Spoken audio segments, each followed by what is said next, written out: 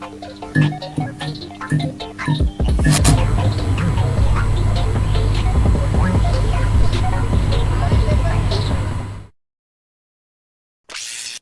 fully charged.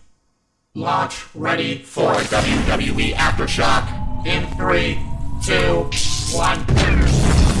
World Wrestling Entertainment Discussion is live.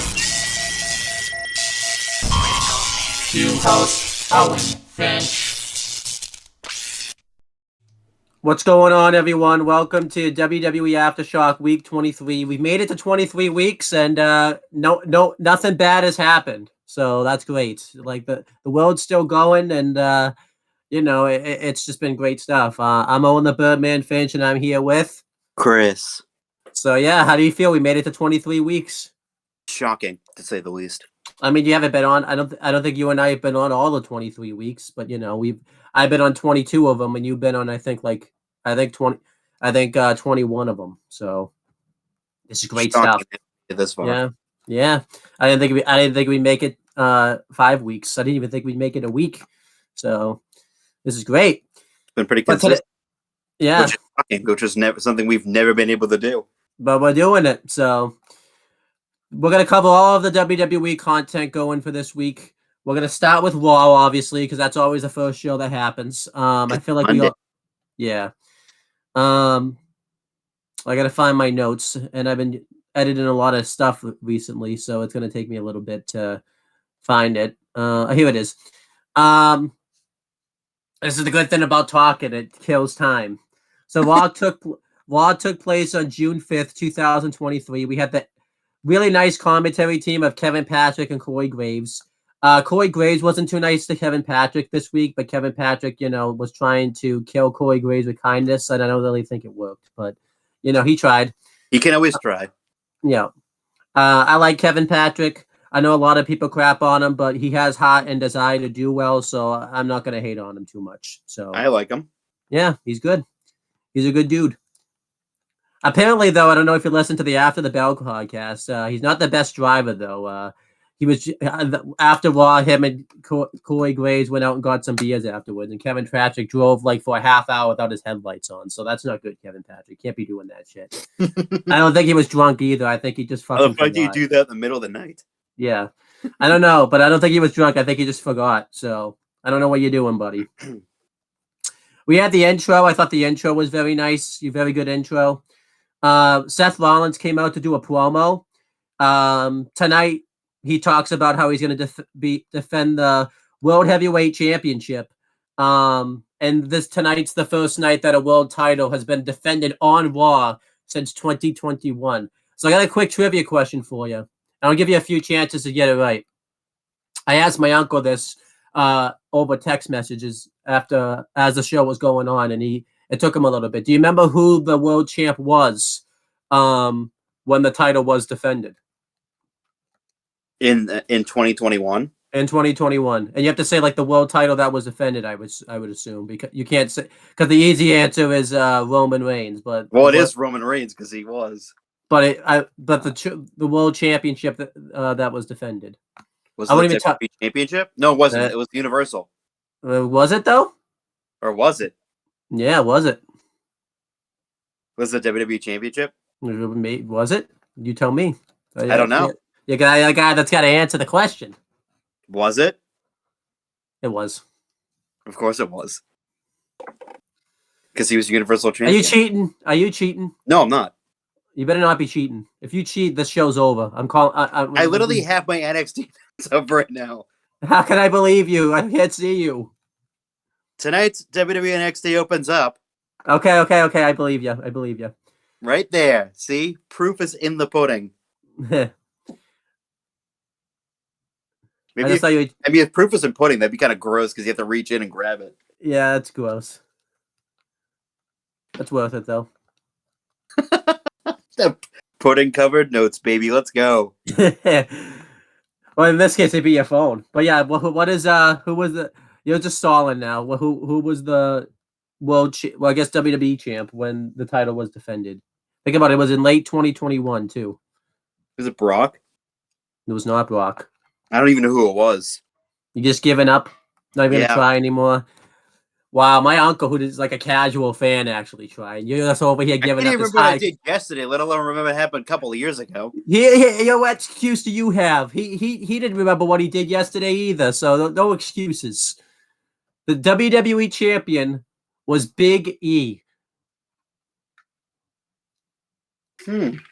Yeah, it was Big E. I think the last title defense was I might be wrong on this. I think it was when he defended it against Austin Theory because Austin Theory like found Vince's egg or whatever. That sounds really bad, but that was that story. But yeah, anyhow, so continuing with Raw.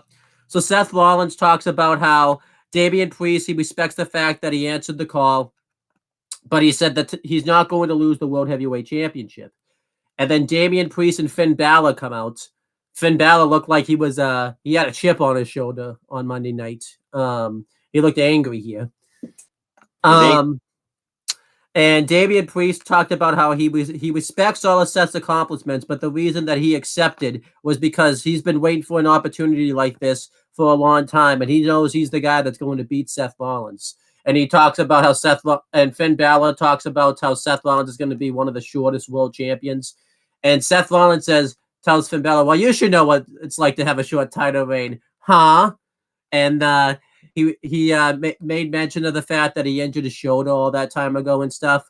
So he proposes a challenge to Damian Priest, and that he comes out here by himself and not have any help from the Judgment Day because he fully thinks that he's fully capable of winning the world title himself. Finn Balor at first disagreed with this, but then Damian Priest says, "I'll do it," and Seth tells him he'll see him tonight, and Damian Priest and Finn Balor give each other this weird look. Like they didn't agree about this. I liked this. I thought this was a really good segment here. I thought it was a good way to set up the World Heavyweight Championship match. I don't know if he necessarily needed the promo, but I like the fact that we got the promo. It was very nice. And yeah, it looks like the teasing a split, or maybe not a split, but Damian Priest leaving the Judgment Day. I hope it's a slow burn. It's not a good idea for him to leave the group right now. I get he's getting over and everything like that, but I just think them losing the heavy will be a big loss to Judgment Day. But what do you think? I like the segment. I'm like, yeah, I hope it's a slow burn. Yeah, Damian leaving. You don't need a fast, like really quick. Yeah. From the Judgment Day. But yeah, like it was a really good opening segment. I laughed my ass off when Seth made that comment about Finn being a one-day champion. That was hilarious. Yeah, great. I loved it. This promo was really, really good. One thing we should say about Raw this week, it was in Hartford, Connecticut, so Vince was backstage. He was backstage with some executives and things like that. He didn't do anything crazy. He did change the show a little bit. He just kind of formatted the show around the way he envisioned it, the way he wanted to. But everything that happened on the show was booked by Triple H. I'm kind of like whatever about it. I still think we got a really good show out of it. I think we talked about it. Vince just needs to stay retired. He has nothing to prove doing this anymore. He's made his money. I don't know why he continues to do this. He doesn't need to do this. Just let Triple H book the show. But that's just not, that's not how Vince rolls, as you know. It's not gonna happen. So, what did you think about Vince being backstage? At this point, like, I know he's gonna be there occasionally. Yeah. He's almost 80 years old. He's not gonna be there all the time. Yeah. But hey, if the talent are okay with him making changes and whatnot, yeah, it's like it's nothing that we can do, but like if the town are fine with it, I'm okay with it. Especially too, like this wasn't WrestleMania, the night after WrestleMania bad. Like if no, like it could. Like Vince set his hand in a little bit since that mess up, and the show's actually been pretty good. So yeah. Another thing that was going on doing was so WWE announced a deal with, I almost said Discord, but that's not what that is. It's Twitch. Same thing pretty much. Where they're going to be doing stuff on Twitch now, which is pretty cool. I like the fact that they're doing this. And one thing that is going to be happening is they're going to do like a side-to-side, I think it's called Starcast. I don't think it is called Starcast, but it's basically a watch-along where people are going to come on and watch the show as it goes on. when they announced that they were going to do this, I thought it'd be like kind of like stuff we didn't see on Raw. Like I would have preferred that, but it's just going to be a watch along pretty much, which is fine. But it's like I would have preferred like hidden it, like hidden angles that we don't see in Raw, or like entrances and stuff that we don't see. But it's just going to be a watch along pretty much. They probably will do that. They're just testing it out at the moment. Yeah. So It's on just the watch, really stripped down watch along. yeah, on the watch along was Ryan Popola, Megan Morant, and Drew Gulak. They did pretty well on the watch along. You could definitely tell they have to work out the technicalities and stuff because you couldn't even hear them most of the time. You could hear. Eventually, you were able to hear Drew Gulak and Megan Morant, but you couldn't hear Ryan Popola like at all. It was a really good watch along. I had it on in the background, like as Raw was going on. I was paying more attention to Raw than them because Raw's money and they're not money. But there was some funny things that happened, like during the commercials. The fans do not like Ryan Popola. They don't like him at all. They were just roasting him in the freaking chat. They don't like this dude at all. What else was a big takeaway? Drew Gulak was eating peanuts, so there was a lot of eating nuts joke on Drew Gulak's end. They were asking Drew Gulak about his former protege Bryan Danielson, and they didn't, and they obviously ignored that. They were roasting Ryan Popola about I forget the guy's name, but when the Celtics got thrown out of like the playoffs or whatever, saying that he could do a better like dunk than that guy did, like they completely screwed it up or everything like that. So there was a lot of jokes about that. They wanted Walter versus Ryan Popola in a match. I kind of want that too because I want Ryan Popola to get his ass kicked. There was a time where Drew Gulak challenged the fans to say something else about Ryan Popola, and the fans actually did. I was kind of disappointed. I was kind of hoping they're gonna like roast him, but that didn't happen. And then there was one more thing that was funny. At one point, Megan Morant was going to host Raw Talk, so she said she would mention the fact that she did this on Raw Talk. She lied. She never did. She just didn't even point it up. Like, what are you doing? Why are you not putting that shit up? So, yeah. I thought they all did fairly well. I feel like this was a waste of Drew Gulak's time. I think mainly he was going to go on Twitch right afterwards anyway, so he was just kind of there to promote his Twitch, which I don't have a problem with.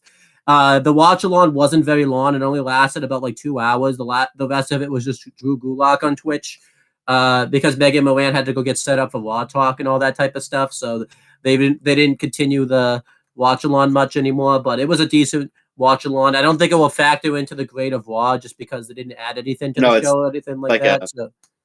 It's like a side thing. Yeah. Sidecast, that's what it's called. Boy, was it ever a sidecast. The thing I'm happy about. I watched like a little bit of it, and I was like, man, this is like kind of boring. Yeah, it's like a very stripped down watch along. Ryan Popola didn't react to anything, by the way. Like he just looked like he didn't care. Yeah, he looked like he didn't want to be there. Megan Morant wanted to be there, and Drew Gulak wanted to be there because they're good people. Ryan Popola, I don't know what you're doing, buddy. Like you look disinterested. I don't know if you're just tired or what, but you look like you didn't even want to be there. I mean, at least he's showing up. Jackie Redmond can't be bothered to show up to the shows anymore. So what, and they're paying her money. So I know NHL playoffs are going on, but what a waste of an investment she's been. Like, but anyhow, we had the first actual match on the Raw. We had Becky Lynch versus Sonya Deville with Chelsea Green ringside in a Money in the Bank qualifying match. This match was really good. During the match, Trish Stratus and Zoe Stark come out and they watch the match from the stage. Nothing crazy happens. I'm glad they didn't get like too fancy here and just had Trish and Zoe's cost Becky the match. I was really worried that was going to happen, but that did not happen. Becky Lynch won anyways with a manhandle slam. At one point, she just beats the crap out of Chelsea Green, like bad. Like she beats the crap out of her. Like it was a bad beating, really bad. But yeah, Becky Lynch won. I'm happy they did this. Becky Lynch should totally be in Money in the Bank. She should win it, but they're gonna get stupid and have Trish cost her the match because they're dumb. Really, they are. Yeah, but I liked this a lot. This was like the only week where Trish Stratus' heel turn worked, mainly because she didn't cut a promo this week. So this is the only week. Yeah, so just keep Trish off the mic, and her heel turn's going to be done really well. But what did you think of this? It was okay. Like it's It is what it is. It sucks. Okay. Usually the heel sucks. Zoe Stark sucks, but yeah, it worked this week. I mean, Becky was going to win anyway, so it doesn't matter. Yeah. But yeah. Then we had, this was awesome. Then we had Sami Zayn and Kevin Owens get interviewed. And Kathy Kelly, because Byron Saxton couldn't do his job this week. He couldn't be bothered. Good God. Get the guy poor guy some airtime. I know. I can't blame him though, because the one interview he did last week, he got fucking like they were being rude to him, so I can't blame him. But Sami Zayn and Kevin Owens get interviewed. Kathy Kelly asked Sami Zayn like what he thinks about what happened with the Bloodline on SmackDown. I love Kevin Owens' reaction to it because like you could tell that he wants to move on for the Bloodline. The interviewers keep coming out and like ask him about it. Like the look on his face he got when he got that question, he was just not happy about it. And Sami Zayn then said, like, you know, it was a long time coming. It's all Roman Reigns' fault. And with what happens afterwards, we'll see. But I'm done talking about this. He wasn't done on SmackDown, though. What a liar Sami Zayn. Oh, what a liar. And then Kevin Owens says, all right, let's move on. Let's focus on the tag titles now. And then Imperium come up. And this is, you know, they talk about how, you know, Kevin Owens and Sami Zayn's title reigns on borrowed times, pretty much. And Kevin Owens gets upset again because they didn't cue them to come up there, and they're just interrupting him for no reason. And Walter tells Kevin Owens that he needs to learn discipline. And Kevin Owens says, "Oh, you want me to learn discipline? How about we have a match?" And like he just storms off, says, "Let's go, come on." And then he like forces Adam Pearce to make the match, and this was awesome. Kevin Owens and Sami Zayn and Imperium are all awesome. They're all stars. What did you think of this? This was awesome. It was really good. I liked it a lot. It was a very good segment. Kevin Owens was on fire here. Like, I got so excited because I'm like, whoa, they're doing Walter versus Kevin Owens on Raw. Like, I could complain about the fact they're giving this match away, but I was like so happy about it, and it made sense because Kevin Owens made a hot-headed decision, so they didn't really have a choice but to give it away. So you can't blame WWE too much. I don't think they were planning on doing Walter versus Kevin Owens. Kevin Owens was a hothead and didn't see the money in the future investment in the match. So this is all Kevin Owens' fault right here. What did you think? Yeah, I mean, love it. And you know, I like this. This is Kevin Owens and Sami Zayn. I think they've been too used to fighting the Bloodline, where the leader of the Bloodline doesn't get his hands dirty. I think they have to get used to the fact that Walter's going to get his hands dirty every now and then. And I don't think they expected that into their game plan. So you know, this is something that Kevin Owens and Sami Zayn should have banked on. But hands get dirty. Yeah. Oh, they were dirty, all right too. Then it showed a nice little video package for Katana Chance and Kaden Carter, just kind of introducing us to those characters. I think this happened like in between the commercial break, so that was cool. Then we had the match between Kevin Owens and Walter. It was awesome. This was a match that you would have seen on a PLE right on Raw. This was great. I thought it was fantastic. I loved it. Just go watch it. I'm not going to do the match justice. Eventually, Fabian Eichner and Marcel Bartel stop brawling with Sami Zayn, and Kevin Owens gets into the fray. And because Marcel Bartel never touches Kevin Owens, it's not a DQ. He even brings him into the ring. He lays him out with the stunner. And Walter rolls up Kevin Owens, gets the win. And I like this a lot. I like the way they did the finish because you can build to a rematch in the future for the Intercontinental Championship.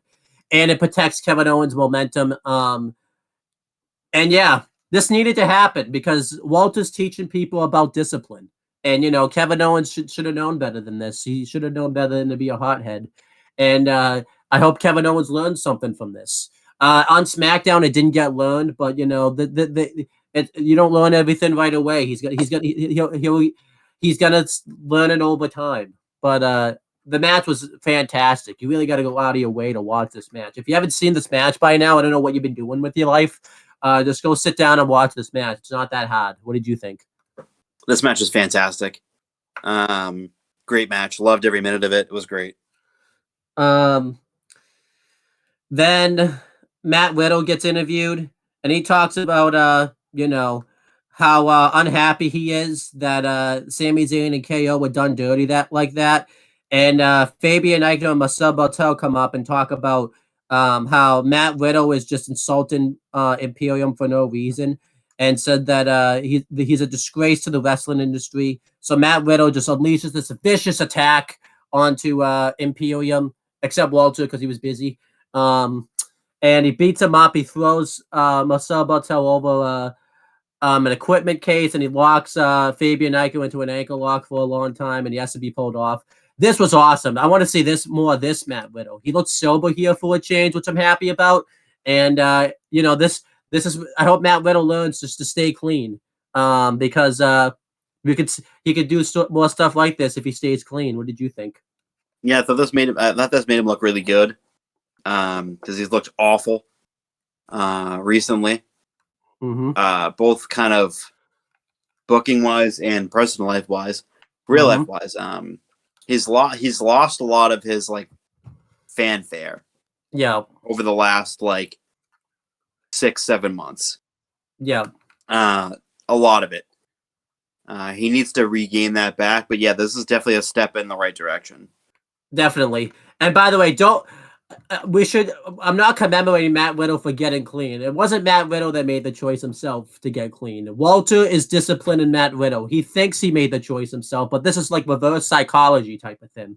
He's got to go through all the steps that you go through to get sober. And I'm adding a step just specifically for the wrestlers. It might already be a step, but I'm adding it anyways. And this is going to be step 13, but it can go anywhere. And that you got to get humbled. You can't right away just come expect to get all the success and stuff being sober. You got to get humbled. And Walter's going to humble Matt Riddle. He's going to put him down and show him the ways of cleanliness and sobriety. I don't know why I say cleanliness. That doesn't even make sense, but I guess so Walter is going to teach Matt Riddle how to stay clean, and he's not going to get the belt right away because he hasn't earned the belt. He's got to stay clean for at least like a year to get any championships. And Walter was going to humble Matt Riddle, and he's going to put him down, take him to the tool shed, and powerbomb him through like one of those wooden things. Like Walter is going to humble Matt Riddle, and it needs to happen. It may not be something you want to happen, but this needs to happen. So it does. It needs to happen. No money in the banks, no nothings. Beat his ass. Yeah. It needs to happen. They got to learn. How else is he going to learn? He's got to stay clean figuratively and, I mean, it doesn't help the fact, though, he's doing other things that he shouldn't be doing outside of the business. But, there's only so much Walter can do. What do you expect from him? So, Then Ronda Rousey and Shayna Baszler get interviewed. It wasn't good. They just talked about how they're going to be the best women's tag team champions of all time. They get interrupted by Kaden Carter and Katana Chance. They challenge them to a match. They accept. And exactly what happened, exactly what you predicted is exactly what happened is what I tried to say. Crickets. I can't even say crickets. I think crickets would have made more noise than this crowd did for them. Because I don't understand why they say crickets. Crickets are pretty loud. Like, if you ever heard crickets, they're loud. So I don't understand why people say crickets. But no one made a sound when they came out. No whoops, no anything, nothing. Just complete silence. They did gain a lot of fanfare backstage and stuff for this match, and they looked fairly strong in this match. Eventually, Ronda Rousey made... No, it wasn't even Ronda Rousey. Shayna Baszler, I think it was Kaden Carter tap out with the Karafuda clutch. Cool. Well, I talked about this, and this really shows that Ronda Rousey's star power is fucking gone. Like, it doesn't even exist anymore. It's and gone. this food, yeah, like, it's bad. Like, she was this big star when she got signed, and then re-signed, and it's just completely gone. And it's all on WWE for not treating her that way, but it's all on her for not, like, no one taught Ronda Rousey how to leverage her star power. People taught Brock Lesnar how to leverage his star power. People taught Roman Reigns recently how to leverage his star power. I mean, he was able to convince Vince McMahon to finally turn him heel. So, and you can people's even taught Cody Rhodes how to leverage his star power. They know how to leverage the star power. Ronda Rousey never learned that, and she should have learned that because it bit her in the ass. Because where's that star power gone? Like there are people outside of WWE that are bigger stars than Ronda Rousey at the moment. There are people on Yellow Jackets, the show we watch, that are bigger stars than Ronda Rousey at the moment. They've only been acting like not even that long. Ronda Rousey's star power just does not exist anymore. So, what did you think of this match and Ronda Rousey's star power? They hit their cool finisher. Kaden Carter and Katana Chance. But other than that, like, there's nothing. Yeah. They come out to fucking silence. Kaden did her fucking hip swivel ass shaking move and no one cared.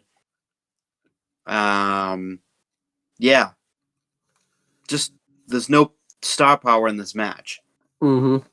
Whatever star power Ronda Rousey had deteriorated when she went on her fucking vacation. Yes. And when they didn't have a baby until ever. Later after the fucking the impregnation vacation. Becky Lynch had a baby faster than wanted it, and that was an accident. So yeah, the match. I mean, the finisher. I like the finisher that they do.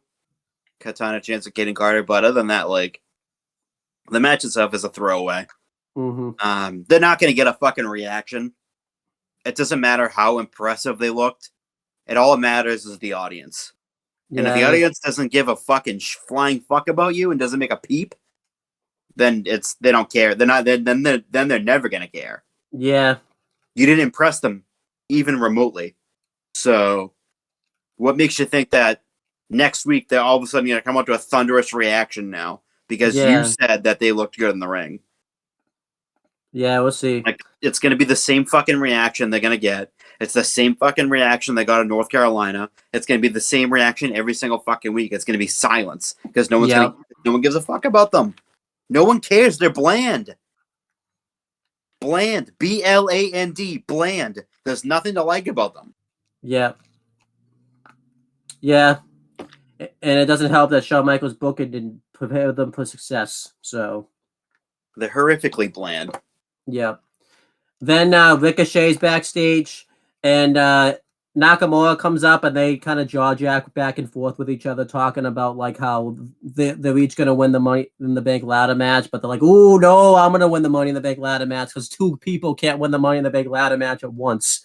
Oh, what if I win the Bank ladder match then?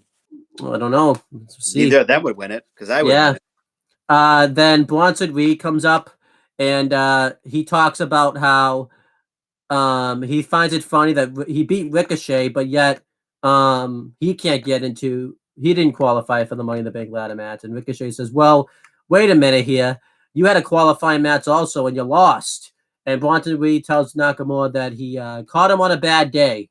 I don't know how bad of a day it was. The dude wrestled like just after fighting off a flu. What's worse of a day did he have? Did he actually have the flu that time? Was he like really sick? I don't know what happened to him. Fucking excuses. And he tells him that that's not going to happen again, and he kind of walks off.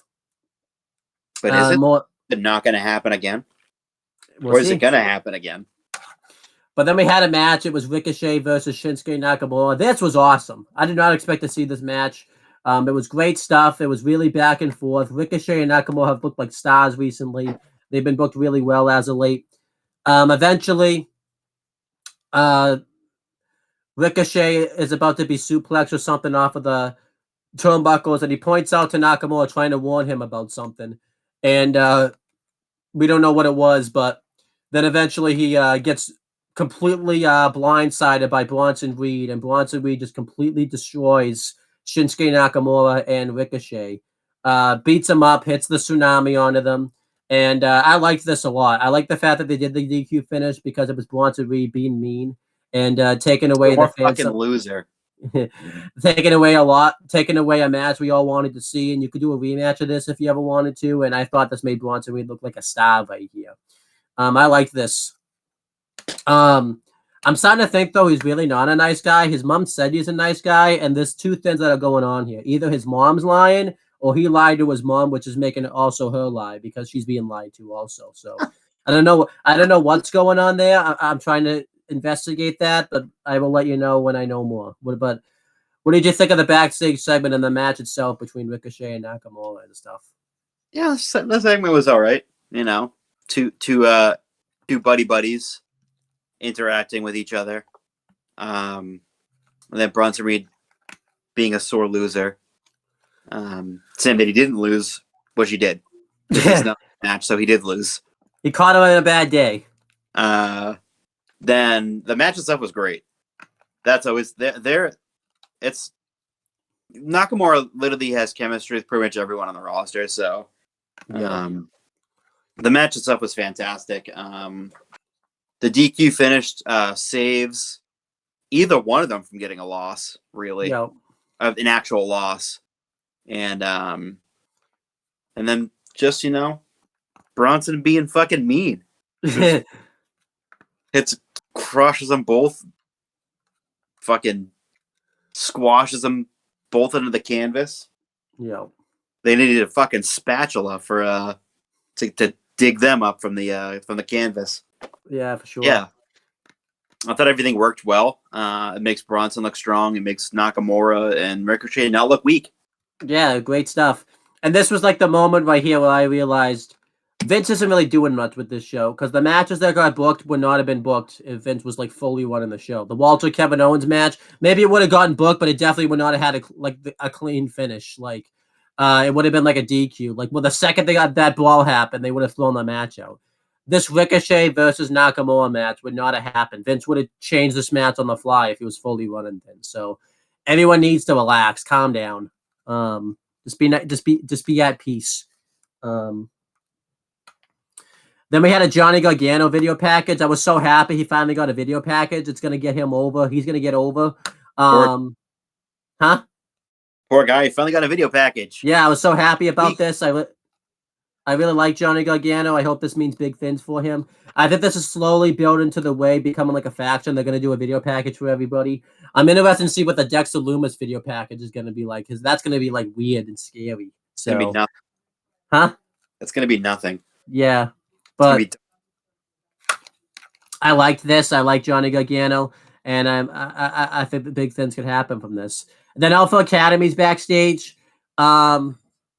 Maxine and Chad Gable are trying to ask Otis like what they need to do about the Viking Raiders and Valhalla, and they finally have come to an agreement that they're going to agree to disagree about what Otis's name is, but they're going to both agree that Otis is capable. And Otis says that he's been studying tape on the Viking Raiders. And they asked what they should do about it. At first, he makes like a joke. I don't even remember what the joke was, but it was some funny joke. And then he says, I have a better idea, though.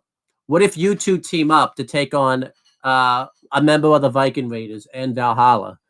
And they actually like the idea. However, they realize Maxine Dupree isn't wrestling trained. So they're going to have to train her. I liked this segment. Before I give my full thoughts on the Alpha Academy segment, what did you think of the Johnny Gargano video package and the Alpha Academy backstage segment? It's good for Johnny getting a video package. He's probably due back very soon. Yeah. If they're playing the package now, he's probably going to be back within the next month or so. And I really like we've said this over the past number of weeks now. This version of Alpha Academy with Maxime, Otis, and Chad is awesome. I like it's really a good change of pace rather than have Otis. I mean, it probably would have been funny to have him be in Maximum Models, but at this point, I prefer this to that. Yeah. It turned Alpha Academy face, which they kind of were already anyway because the gimmick was already over. But yeah, I like it. I thought the segment was really good. Yeah, I really like this a lot. I think this was a great idea by Triple H here to put Alpha Academy with Maxine Dupree. And this seems legit. Like, it doesn't seem like it's going to be a thin, because we haven't seen Marseille and Mansoir like since this has happened. I think this is going to be a full on thin, which I'm happy about because this is awesome. Like, it's really working out for them. They all of them have a role to fill with them as a trio, with Otis being kind of like the big powerhouse funny guy, Chad Gable being the technical wrestler intellectual, and Maxine can be like the good manager who's decent on the mic. Her having a match, I think, is going to work out really well. I think it's going to be a lot like the Kurt Angle, Ronda Rousey versus Triple H and Stephanie McMahon match, where like Chad Gable is clearly going to be the in-ring veteran, and I actually think he's going to get something out of this. I would assume, if I had to guess, that Eric's going to be the person that teams up with Valhalla, since they're the ones that are a couple in real life. Yeah, that's for sure. So yeah, but this is gonna be awesome. I love this. Then we had Miz TV with Cody Rhodes. The Miz comes out. He talks about how he's been making headlines lately with his performances, but he wanted to get a big star onto Miz TV, and Cody's been in the headlines lately, so he's gonna get Cody out there. Cody Rhodes comes out, so over. Like you said in the chat, the row he does gets louder and louder every time it happens. That never happened, by the way, in AEW. The row, that never got a reaction. Now and the WWE really made it a reaction. I mean, it did. It's not as overt as it is now, but like near the end of his tenure in AEW, it was starting to kind of pick up steam a little bit, but it wasn't like a thing. Now because we know what WWE fans know how to get things over. We're smart like that.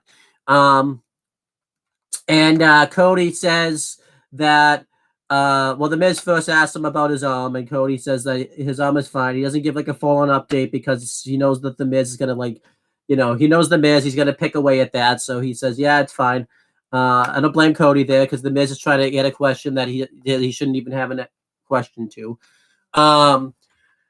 Cody says that the rematch with Brock isn't going to happen anytime soon because he realizes that Brock's on a vacation right now. But when Brock's coming back, he's going to be waiting for him.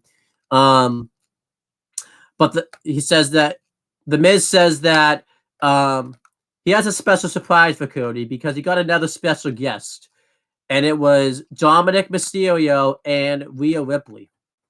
Dominic Mysterio talks about how he's been a star. In spite of Cody Rhodes, he's been making a name for himself while Cody was away and while Cody was focused on finishing the story. He talks about how Cody's also a deadbeat father like his dad is because you're injured right now and should be spending time with your family, but yet you're choosing to come here every week and be away from your family. Cody has this great response where he talks about how Rey Mysterio's like the best father that he's ever met in his life. He's even taught me things about being a dad. And he tells him that Dominic Mysterio, he throws shade about how long Dom's really been in prison for, saying that I'm really scared about a guy that's been in prison for 15 minutes. I must have done a real number on you. That was funny. And then he tells him Rey Mysterio made a mistake by giving birth to Dominic Mysterio. Dominic Mysterio slaps Cody. He hides behind Rhea Ripley. Cody's obviously a noble man. He can't do anything about it, so it leads to Dominic taking off. And the Miz is laughing at Cody, so Cody hits him off the head with his titanium cast, and that was it. This segment was awesome. I really like the fact that they're going to put these two in a feud together because Dominic Mysterio is probably like one of the biggest heels right now in the entire industry. He gets like the big heel reaction that he's supposed to get, and Cody's the biggest babyface. And it keeps Cody from being in the Money in the Bank match. So I like this a lot. What did you think? I like this a lot. And there's one funny part in this, in the segment with the Miz, where he calls him Mike, and he goes, "It's the Miz, first name The, last name Miz." Yeah, it killed me. I died laughing. That was funny. The ungrateful pissant piece of shit, ungrateful piece of shit son, of course. Right? That little fucking piece of shit. Can't be a grateful piece of shit for once in his life.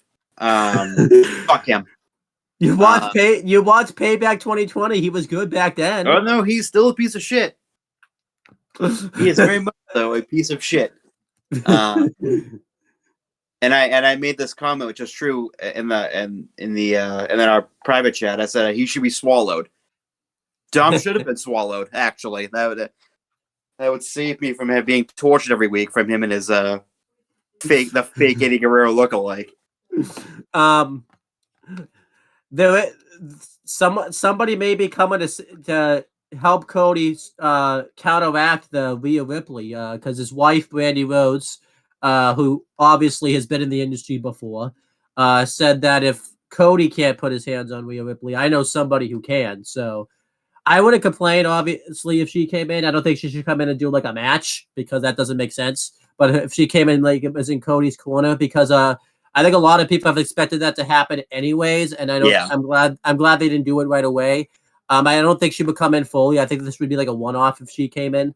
I wonder if they're gonna call her Eden Styles. That'd be interesting. Probably not. But yeah, that'd be funny. It's the return of Eden Styles. That'd be hilarious. But yeah, that'd be cool.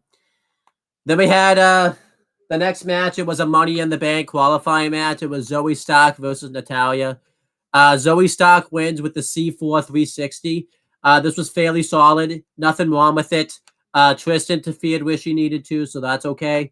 It was just really predictable that Zoe Stark was winning. That was obvious.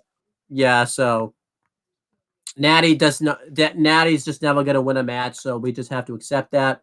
That doesn't look like they're going to do a storyline where Natty's going to have like a last rodeo type of thing because Natty won't quit the business. Or at least, on screen, she can still do stuff, but it's time for Natty to hang it up pretty much. She can still go, but there's just nothing for Natty to do in the company anymore, so they just retire. Be a backstage agent with your husband and all that type of stuff. Like, just do other things. There's more to life than just wrestling on Raw every week and losing. So there's that. Zoe Stark is going to be in the match, which makes sense. They could do the Becky Lynch Zoe Stark stuff. So there you go. This was okay though. What do you think? It was obvious that Zoe was going to win. Fresh new to Raw, recently teaming up with Trish. It was obvious that she was going to win.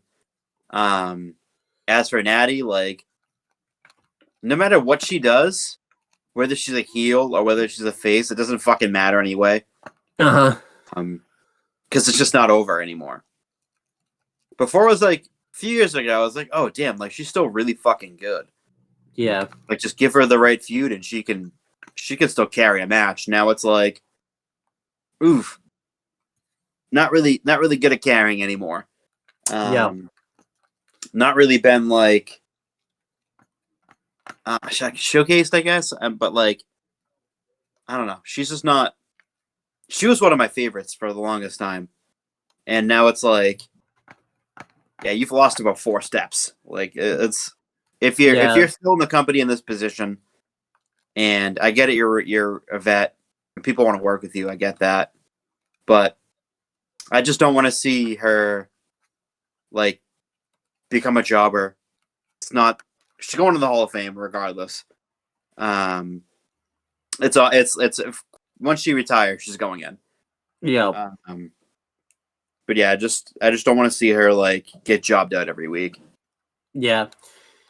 Then we had I thought I remembered it, but I felt Paul Heyman backstage. This is the biggest negative of the show, actually, believe it or not. I say this because the promo and stuff was awesome.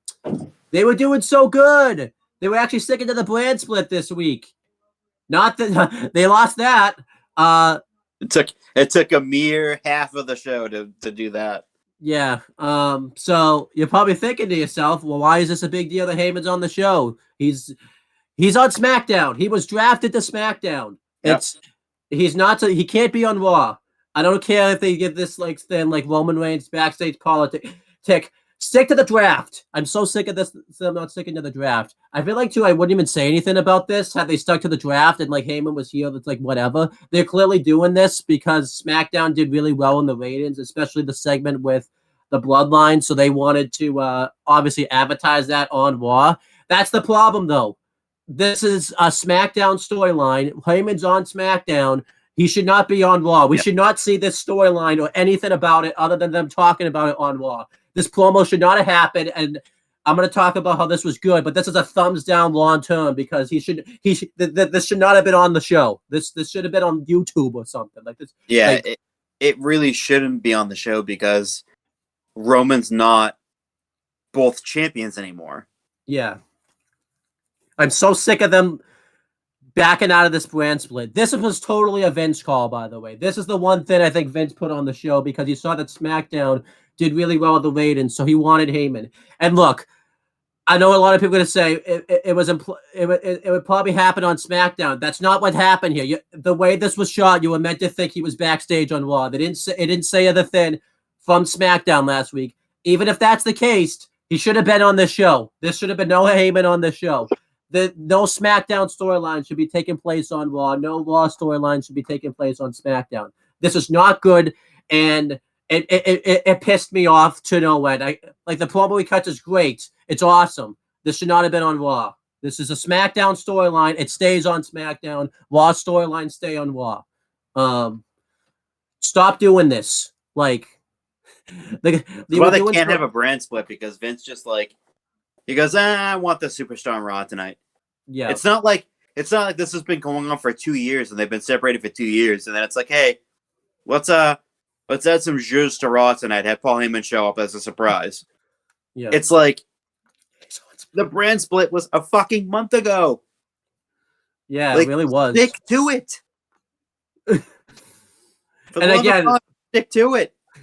And again, this is after they fucked it up so bad. They fucked it up so bad. I didn't even know what brand Shotzi was on until SmackDown this week. And she was on a free agent. I thought she was on Raw because she's been showing up on Raw more than SmackDown. Just stupid.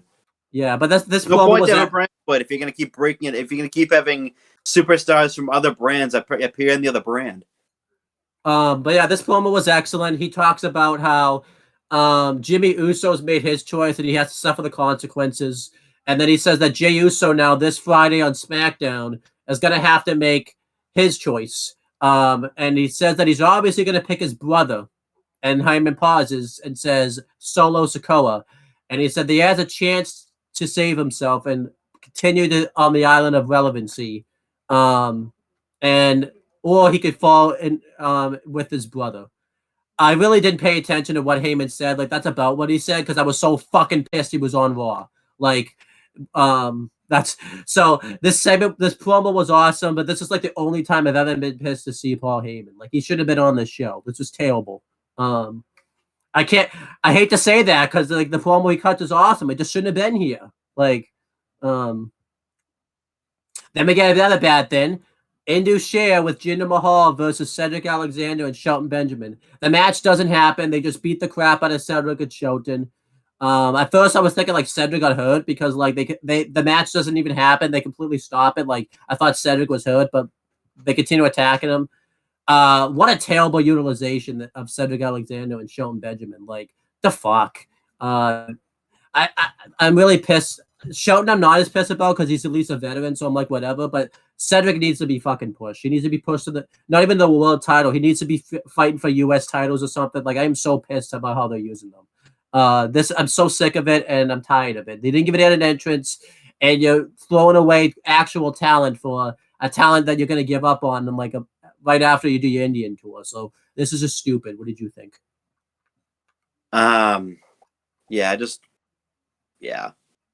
It's dumb. Yeah, it's dumb. It really is. Then we had the main event, not the show, so you can stay right here. Normally, you gotta stay here because I need your NXT notes. It was the World Heavyweight Championship match. It was Seth Rollins defending against Damian Priest. This match was awesome.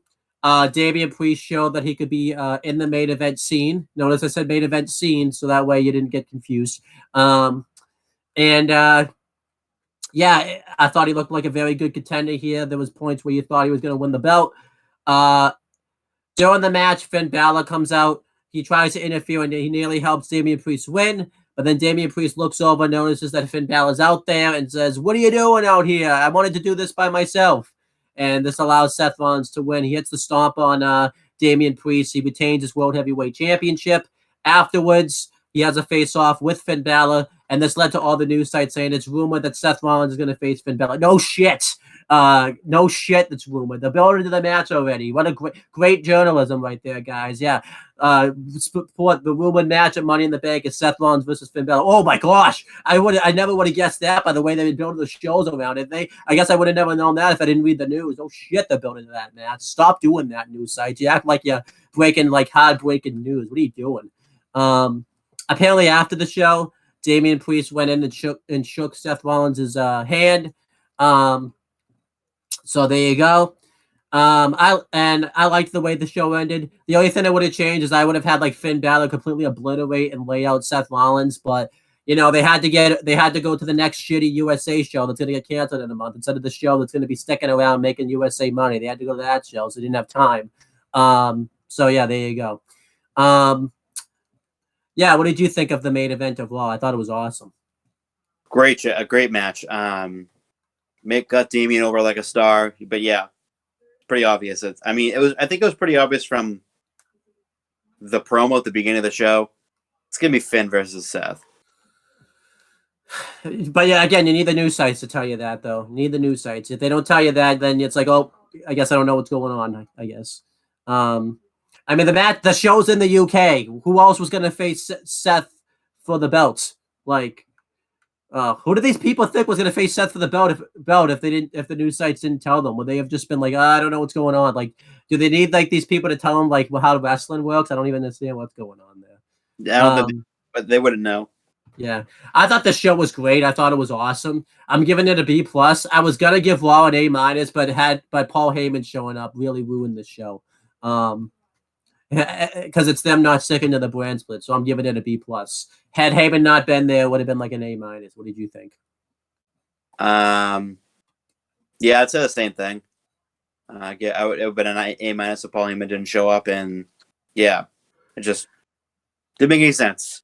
How weird is it that we're saying that, by the way? The Heyman being on the show actually hurt Raw, where, typically Heyman's like a highlight wherever he shows up, but this week it was not the case. So, that's just the world we live in, I guess, now. So, stick to brand splits and maybe we won't say anything. Exactly. All right, take us through NXT. And by the way, if Heyman was a free agent, this wouldn't be that big of a deal. Yeah. So NXT just happened to happen on June 6th, 2023. It was a show, to say the least. It happened. It was. So the first thing they cut to is Baron Corbin showing up to NXT. Mm-hmm. And he walks through the halls and demands that they play his music. And it's the Happy Corbin music, which sucks because of his gimmick anymore. I thought they were gonna play his old theme, the theme that he had before this theme, but I guess not. Well, they probably can't do that because of the CFO's thing. So I don't care, just play it. not the original, maybe, but I don't know. Yeah, give him a new theme, a more menacing theme than fucking poker music. Yeah. So he comes down to the ring and basically says that he never thought he'd walk back in there to NXT ever again. He never thought he'd walk through those doors, and that he says that everyone backstage is entitled, and they just think they have a right to go to the main roster. On the other hand, he talked about like how the OGs really brought this company up from FCW to where it is today. Dragunov comes out and cuts him off and says that he's not soft, he's not weak, and he's the most intense man in NXT. And basically, he says that he challenges Baron Corbin to a match tonight on NXT. And then Trick Williams came out to have revenge on Baron Corbin. And then they knock Corbin out of the ring to a very sizable reaction from the NXT universe. I thought so, yeah. I thought that this I like Corbin's role in NXT. That gives him something more prominent. And I like Ilya and Trick beating the crap out of him and sending him out of the ring. I thought that was a nice touch. Yeah, I like this a lot. I liked Corbin's promo because it made a lot of sense. He basically talked about how he's been like the gatekeeper on the main roster because if you think about it, every new call up at NXT feuds with Baron Corbin first. So I thought that made a lot of sense that he talked about that. And yeah, I thought Corbin probably this was probably the best promo he's probably ever cut in his career. And I thought it was Or at least really in a very good. long time. Yeah, and then I liked Dragunov here. I thought Dragunov was very good, and I liked the Trick Williams attack. No Carmelo Hayes on the show because he was recovering because of the Corbin attack and the fact that he had to have like 2 title matches in like the span of 48 hours, like the week before. I didn't think Melo was needed considering the fact that they used that he's on SmackDown later on. So I didn't think Melo was needed on this show. So I liked it. I thought this segment was really good here. So next we had footage from earlier in the day. Thea Hale came stumbling out of the training facility, out of a training session with Drew Gulak and Charlie Dempsey. And up walked Duke Hudson, and she says that she's hurting, but the training will pay off. And she says that she will see them tomorrow. Yells back, and she yelled back at them. They slam the door immediately. And then that's when Duke walked up and to check on her, and she says that they are teaching her how to be tougher, and that Duke is glad that she is taking the training seriously, and it will help her in the battle royal tonight. I liked it. I thought it was a good segment. They I just liked it. It shows that she's at least taken to the training. Yeah, I like this a lot. I like the yelling back and forth between Charlie Dempsey and They were like creeping through the door. Like they had it open, their heads were sticking out like they were the Three Stooges. It was so funny. I like this a lot. I actually wouldn't complain. Like I know Chase U's breaking up. I wouldn't complain if they put Thea here with Gulak and Dempsey. Not Dempsey. Yeah, not Dempsey. Yeah. I was thinking of a David Dempsey. But I like this. And and obviously we know a feud's happening between Chase U, Drew Gulak, and Charlie Dempsey. But I liked this. So actually, I didn't tell you this, by the way, on the sidecast. No one knew that Drew Gulak was in NXT because they asked where he's been on Raw and stuff. Like, they were asking him like legitimately if he. It wasn't doing the watch along, but he did his Twitch stream afterwards that I listened to, and they were asking him like, "Where have you been? What did you leave the company? He's showing up on AEW and all that type of like." They didn't know he was in NXT. It was awesome. If they've watched NXT, they would know that. But yeah. So next is a 6-man tag match. It's the Creed Brothers and Ivy Nile versus the Schism. Mm-hmm. And I think this is what Ava's second match. It was in NXT. But yeah, Ivy was clearing house at the end. She's putting people in dragon sleepers, and the referee told her she could stop. She had to stop doing it for some reason, and so she dropped Jagger Reed and then turned around and walked right into a fucking mask shot from Ava, and Ava gets the pin and Schism win. I mean, I hope this is another send off, because I think they continue the Ivy Nile and Ava feud, but the Creeds need to go up. Mm-hmm. It's a good win for the Schism. Like they needed a win. They haven't won in 7,000 years. Yes. So it felt like they needed a good win, and this is a very good win. Yeah, I like this. I didn't like the finish. I thought the finish was stupid. Yeah, it's pretty dumb. But yeah, the match itself was really good. This better be the send off of the Diamond Mine. That's the only reason I'm happy with them. I'm fine with them losing there. I shouldn't say happy about it, but I'm fine with it. I could deal with it because they'll go into the main roster.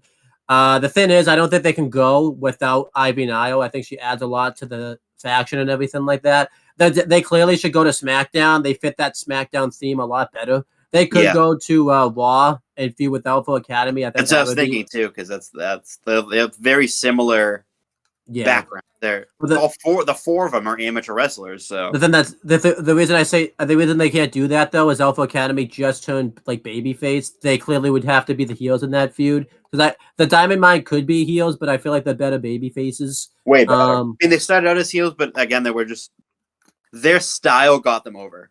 Yeah, so I feel like too Ivy Nile needs to go with them.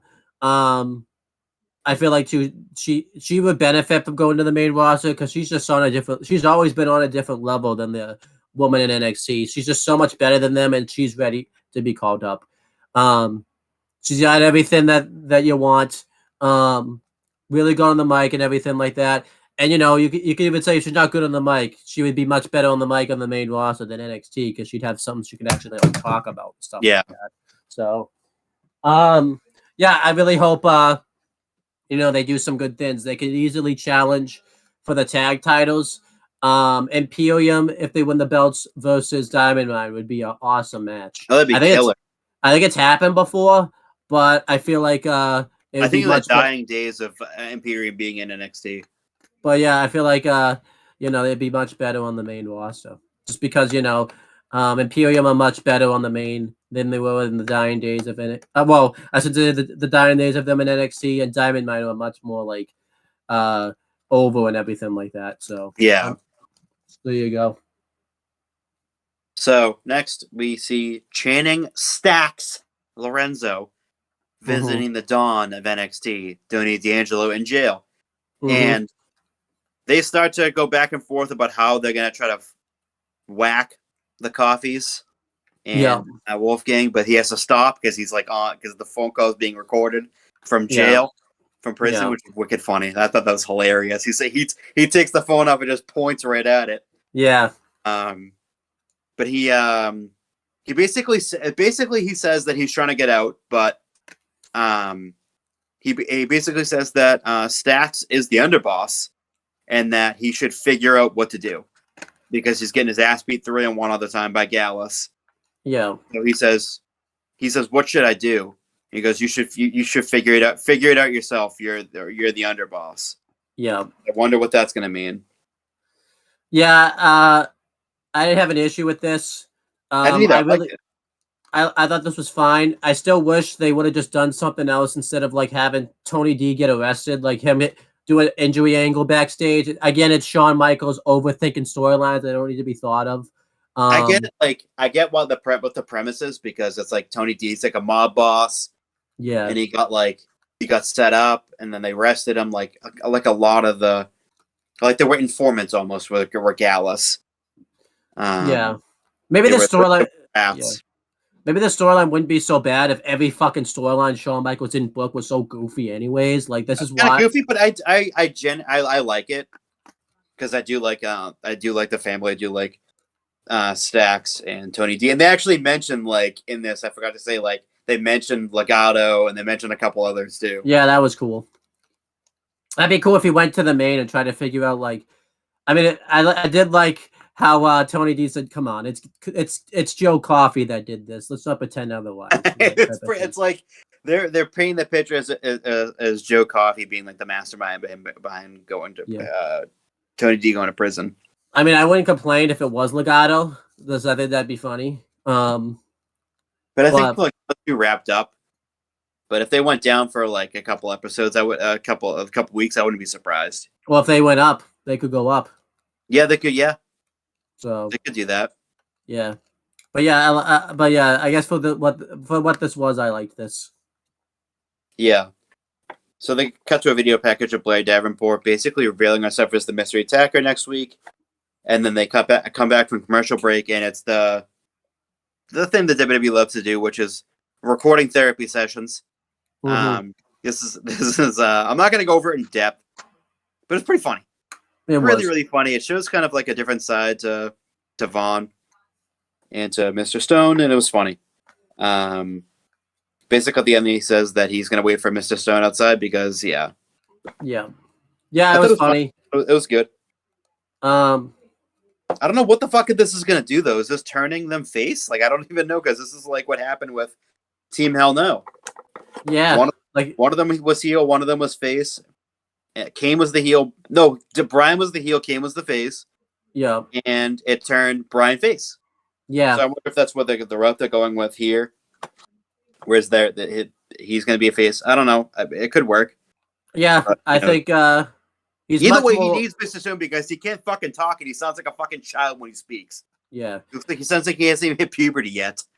I like this though. I like that they're doing this with Vaughn because it's getting him over more than he already was. And you that's know, his character. Yeah, he finally has a character now.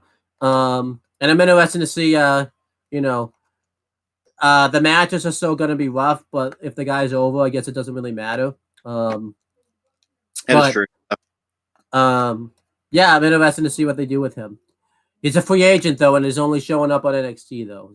I mean, I know he showed up on Raw once in the Battle Royal, but like it's really weird that he's a free agent but only showing up on NXT. So he's not really using that free agent status like he should. He really is, and he should because that could get him over more. Yeah, Mr. Stone, Mr. Stone isn't helping him out in that department. He's too focused on like trying to figure out the answers of Von Wagner that he forgot he is a free agent, I think. I think he forgot too. Now, is Mr. Stone technically then a free agent? Since, I mean, if he's technically still the manager, then yeah, they're both free agents together. Yeah, I think. I don't know, but he needs Mr. Stone for sure. He definitely does. Next, we have Blair Davenport versus Danny Palmer. It's a pretty solid matchup, but again, Blair Davenport's first match on the mainland USA version of NXT. She wasn't losing, so yeah, he hits her with a Falcon Arrow and she wins. Yeah, I liked this. It made her look really dominant, and yeah, there's nothing wrong with that. Yeah, it's. I mean, it was solid. Nothing that you could. Nothing else you could really ask for. Mm-hmm. And then Billy Davenport basically says that they basically just fucking video her, whatever. There you go. She's gonna challenge for the fucking women's championship. Probably that'll make the most sense. She probably should win the belt the second she challenges for it, but she should. But they're not going to. Yeah, they're gonna get stupid. And I think that would de facto make her the face, Blair, because I don't really think that Tiffany Stratton could be a face. No one's chanting for Tiffany Stratton anytime soon. No one's chanting for someone who stares directly into outer space and freezes when they hold a microphone in their hand on live television. That's who Shawn Michaels booked as champion, though. So,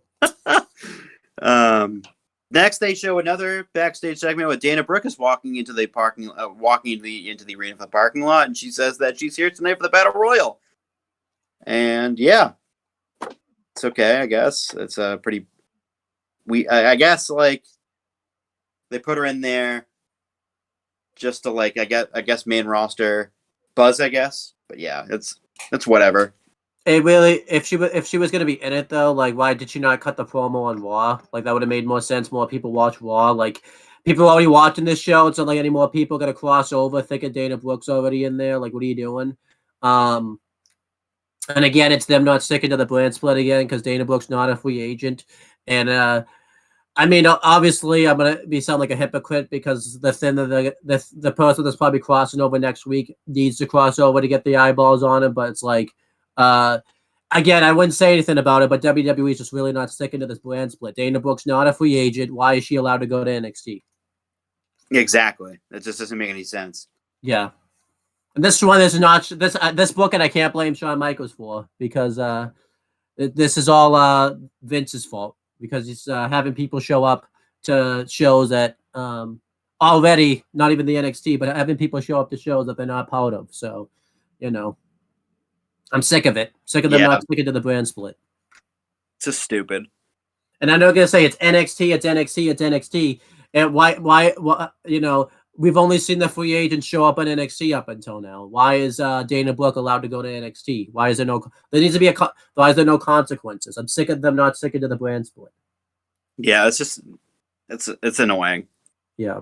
To So Mackenzie Mitchell's backstage, and she's with Tiffany Stratton, and she talks about how she elevated the title, which she hasn't. And Mackenzie asks Tiffany for a prediction for tonight. She says that Lyra Valkyria has the best chance of winning, and because they had a match already, she kind of pushed her in their match, but she will retain a title anyway. That kind of gave away that Lyra wasn't winning. Yes, so. Exactly. But yeah, stupid. Like, I just don't care about Tiffany Stratton as champion. I really do not fucking care. I do not fucking care about Tiffany Stratton as champion. Not 1 ounce of me fucking cares. She's fucking terrible. She can't fucking speak on the mic without screaming.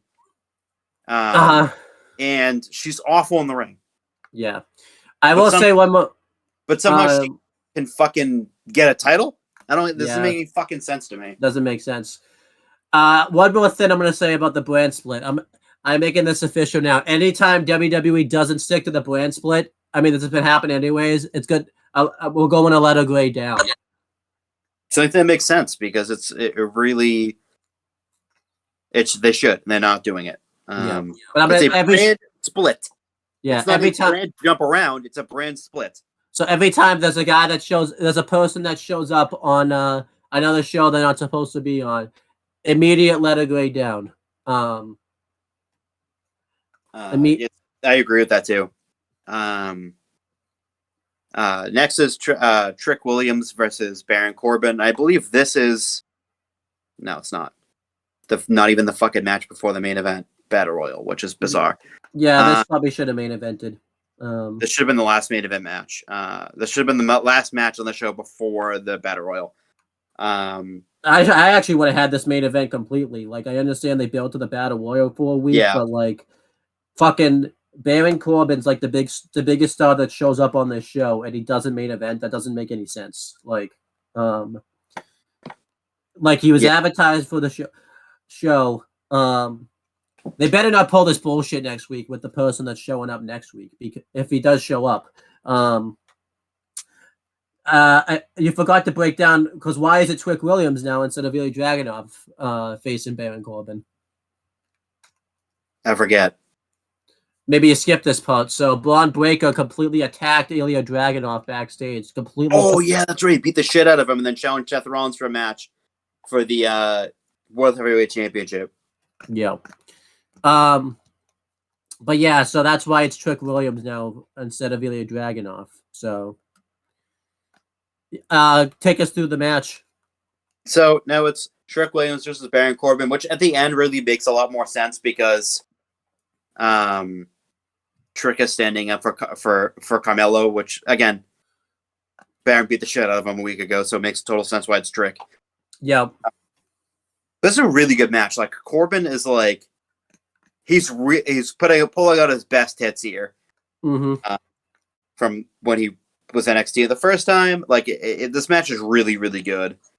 The finish happens where Trick goes for a move and his knee buckles. As he goes for the discus forearm, his knee kind of buckles on him. Corbin takes advantage of it. Shot to the knee, end of days. Baron Corbin is your winner. I liked it. It was a really good match. I liked the finish because he had been working on the leg the whole match. So yeah, I like it.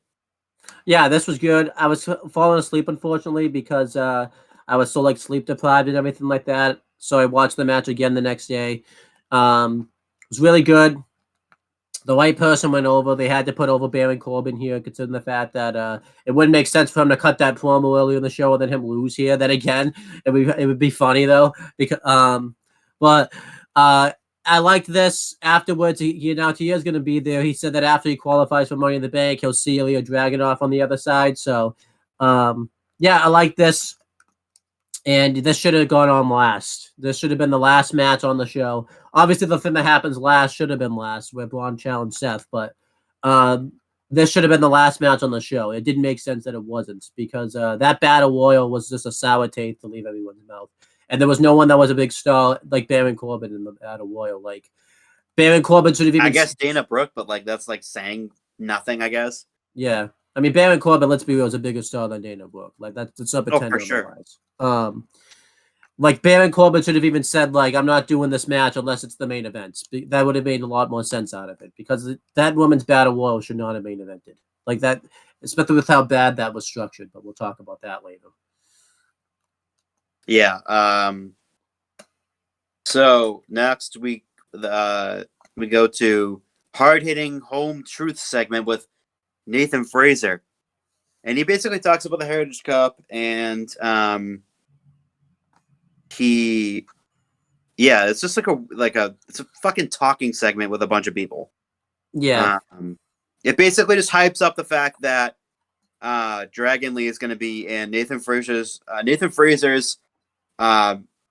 corner next week for his match against Noam Dar. It's a lot of shit that I don't feel like talking about. Yeah. The thing that did make me kind of laugh was Dragon Lee had like all these names that he was going to call Noam Dar's like faction, which was pretty funny. But I didn't like this.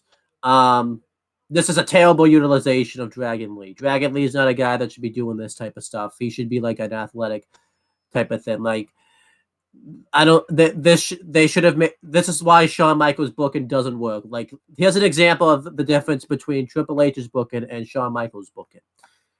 Triple H had Mustafa Ali do the DDP gimmick. Like, look, it was working fairly well, but he realized when he was booked in that IC title match with Walter that he had to get serious, and he had to stay that way forever. Like, he couldn't go back to that.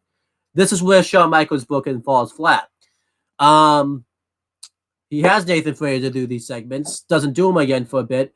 Nathan Fraser comes out and starts cutting these serious promos again. I'm like, okay, these are going to stop now. He can't go back to this anymore. And he went right back to it.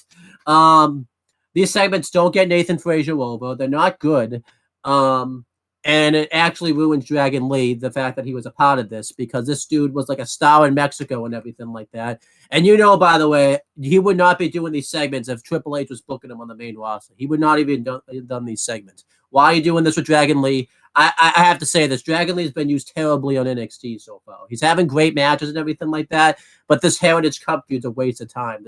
He really should be challenging for the North American championship, and they're not doing that. They're really wasting Dragon Lee in NXT, and I'm sick of it.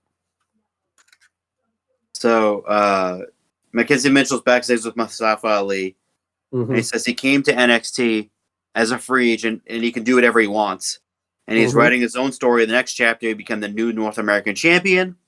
Wesley comes in. He's excited to have him as in NXT, and he says that he's gonna.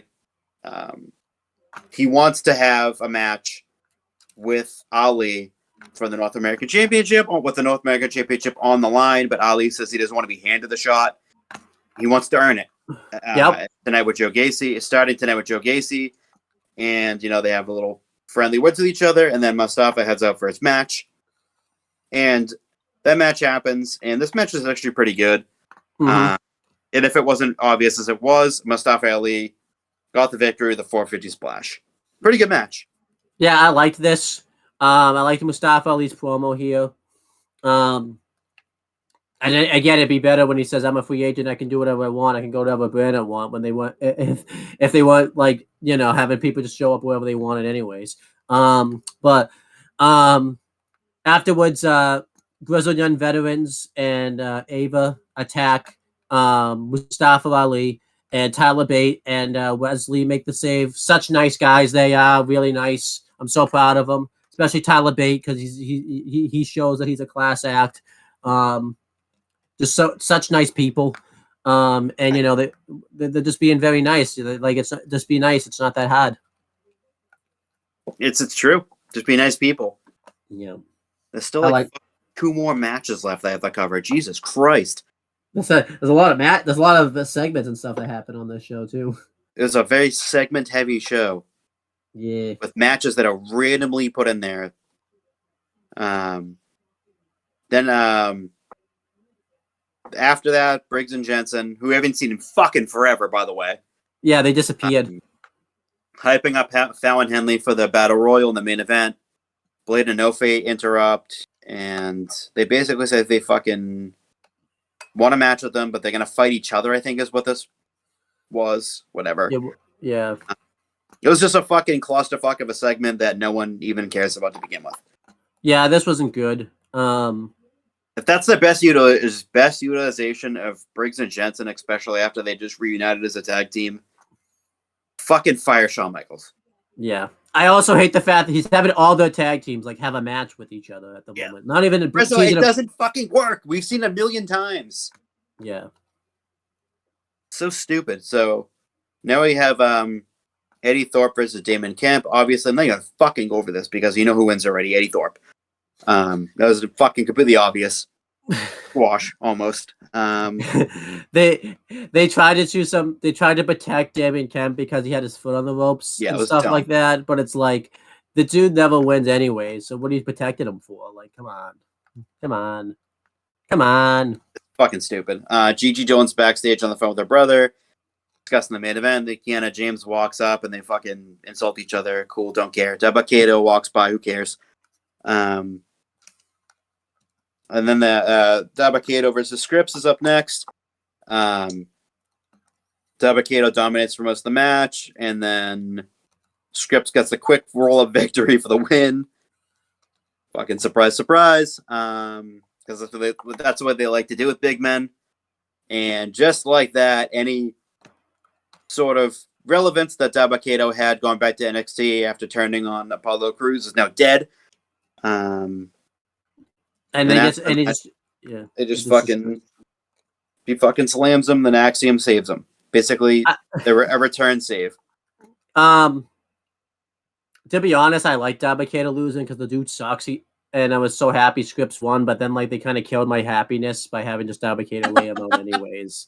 Like, I'm not allowed to enjoy Scripps winning, apparently. I do like that they kept the Scripps entrance, though, because that's a good entrance. So I felt so weird. I was like, wait a minute. I thought he said he was going to be Reggie again. And then he came out the masks as Scripps. And I was like, okay, I guess it's going to be two of the same character then. I love Booker T on commentary because Vic Joseph was like calling him Scripps, and Booker T was just he basically pulled what I'm doing. Like he's just calling him whatever he wants to call him. Like, yeah, you go, Booker, you go, buddy. Like he's like not even pretending that it's he should be called Reggie Scripps. That's his name. His first name's Reggie. His last name's Scripps. By the way, Booker T like can't make up his mind. Like 1 minute on this show, he wants everyone to like not be friends, and then when Vic Joseph asked him, so what do you think about how the tag team that's formed between Scripps and Axiom this week? He was like, "Oh, I like this. He need friends sometimes." In this wrestling, I was like, "What are you talking about? What are you talking about, buddy? You want everyone to turn on each other? Like, what are you talking?" By the way, is Booker T just the Shawn Michaels of NXT? He is on commentary.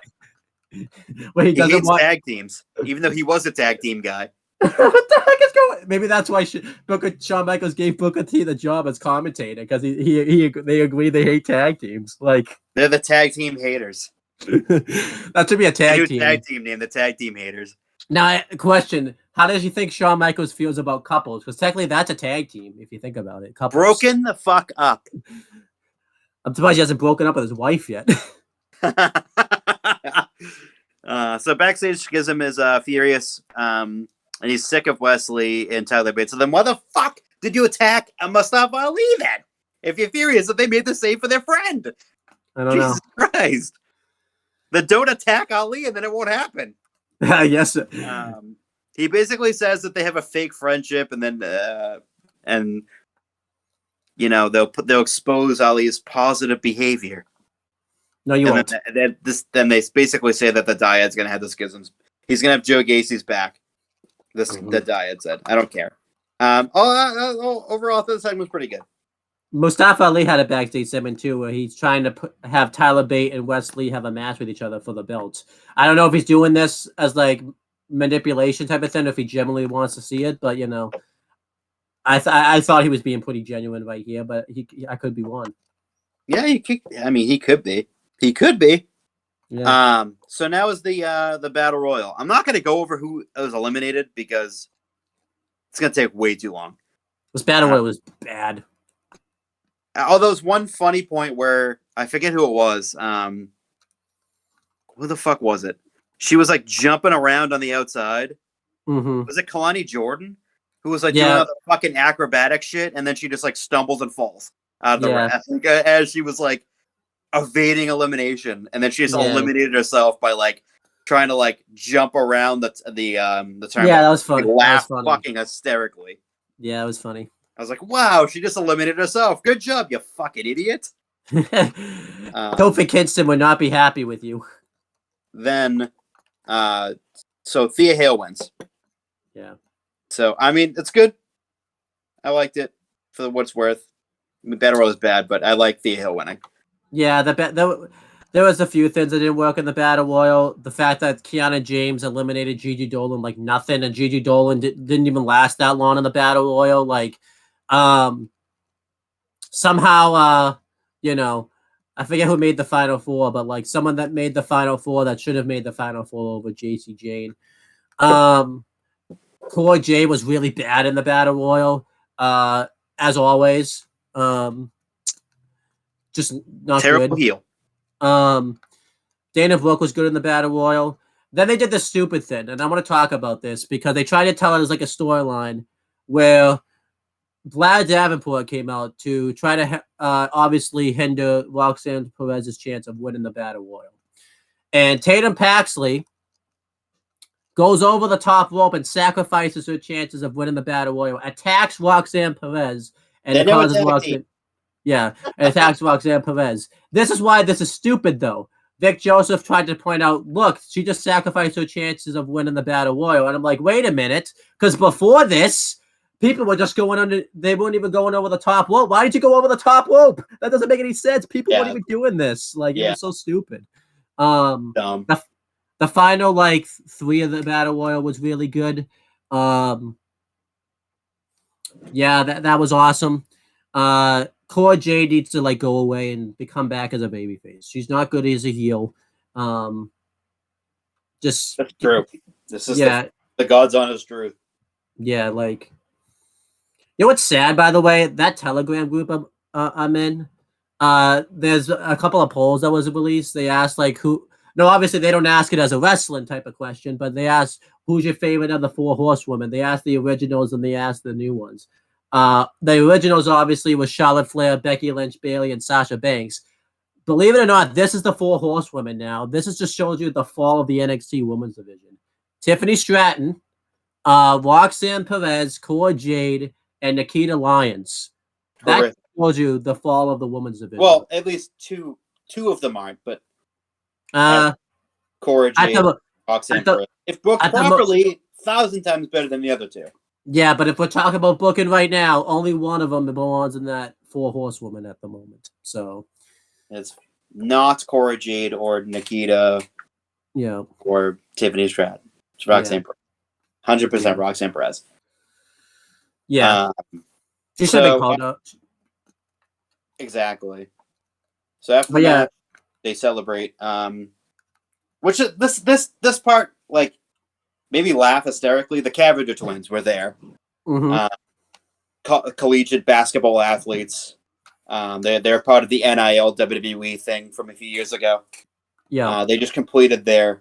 They just graduated from Miami. So they're looking to get into the business, which I would fucking hate. They just really. They're only famous because they're hot. I'm gonna fucking say it. That's literally what it is.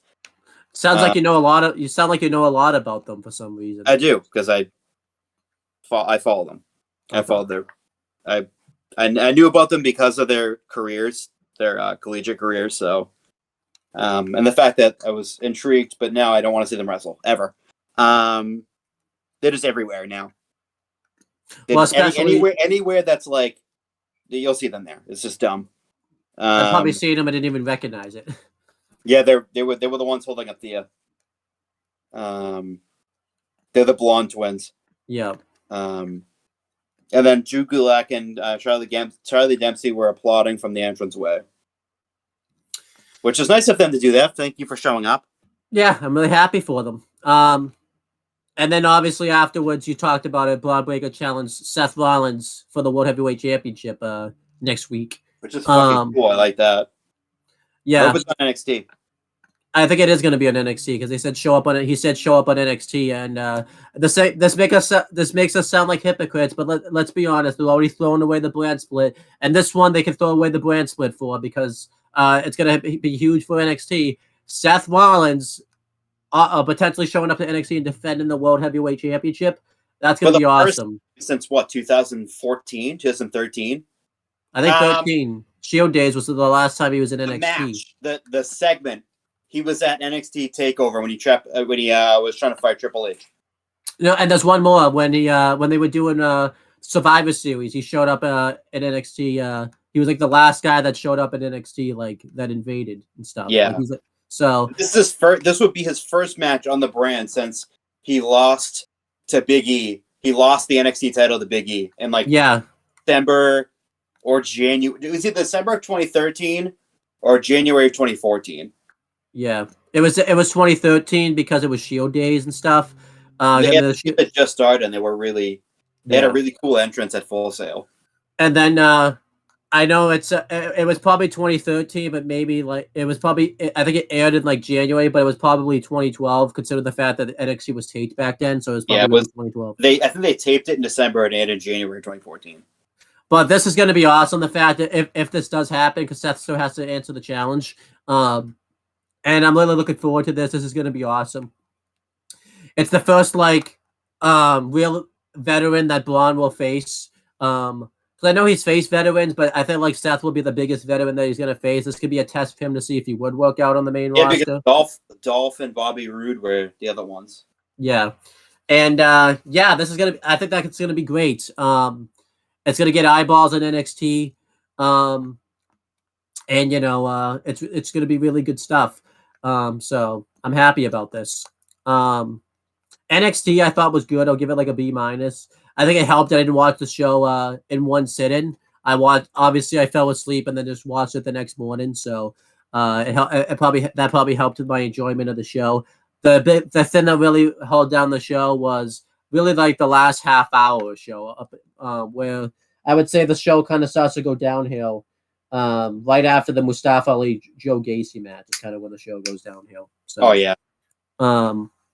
But there was enough good stuff on it. I think having the free agents is helping out NXT at the moment, just because it's really making the show really good. So there you go. What would you give NXT as a letter grade? I give it a B. I thought most of it was good. But yeah, I give it a B. It was a very solid show. I like Thea winning. That was good too, yeah. Let's go over main event. Which second. Okay. Which aired on June 7th, 2023. We had Byron Saxton and Kevin Patrick on commentary. We had Candice LeRae versus Xia Li. This was Xia Li's first match on the Raw brand, so that's cool. This was a fairly solid match here. Candice LeRae won with a springboard moonsault, so that was cool. I liked that. And then afterwards, the main event of the show was Apollo Crews versus Akira Tozawa. I always enjoy seeing them go at it with each other because Apollo Crews and Tozawa are best friends in real life and all that type of stuff, so I liked that.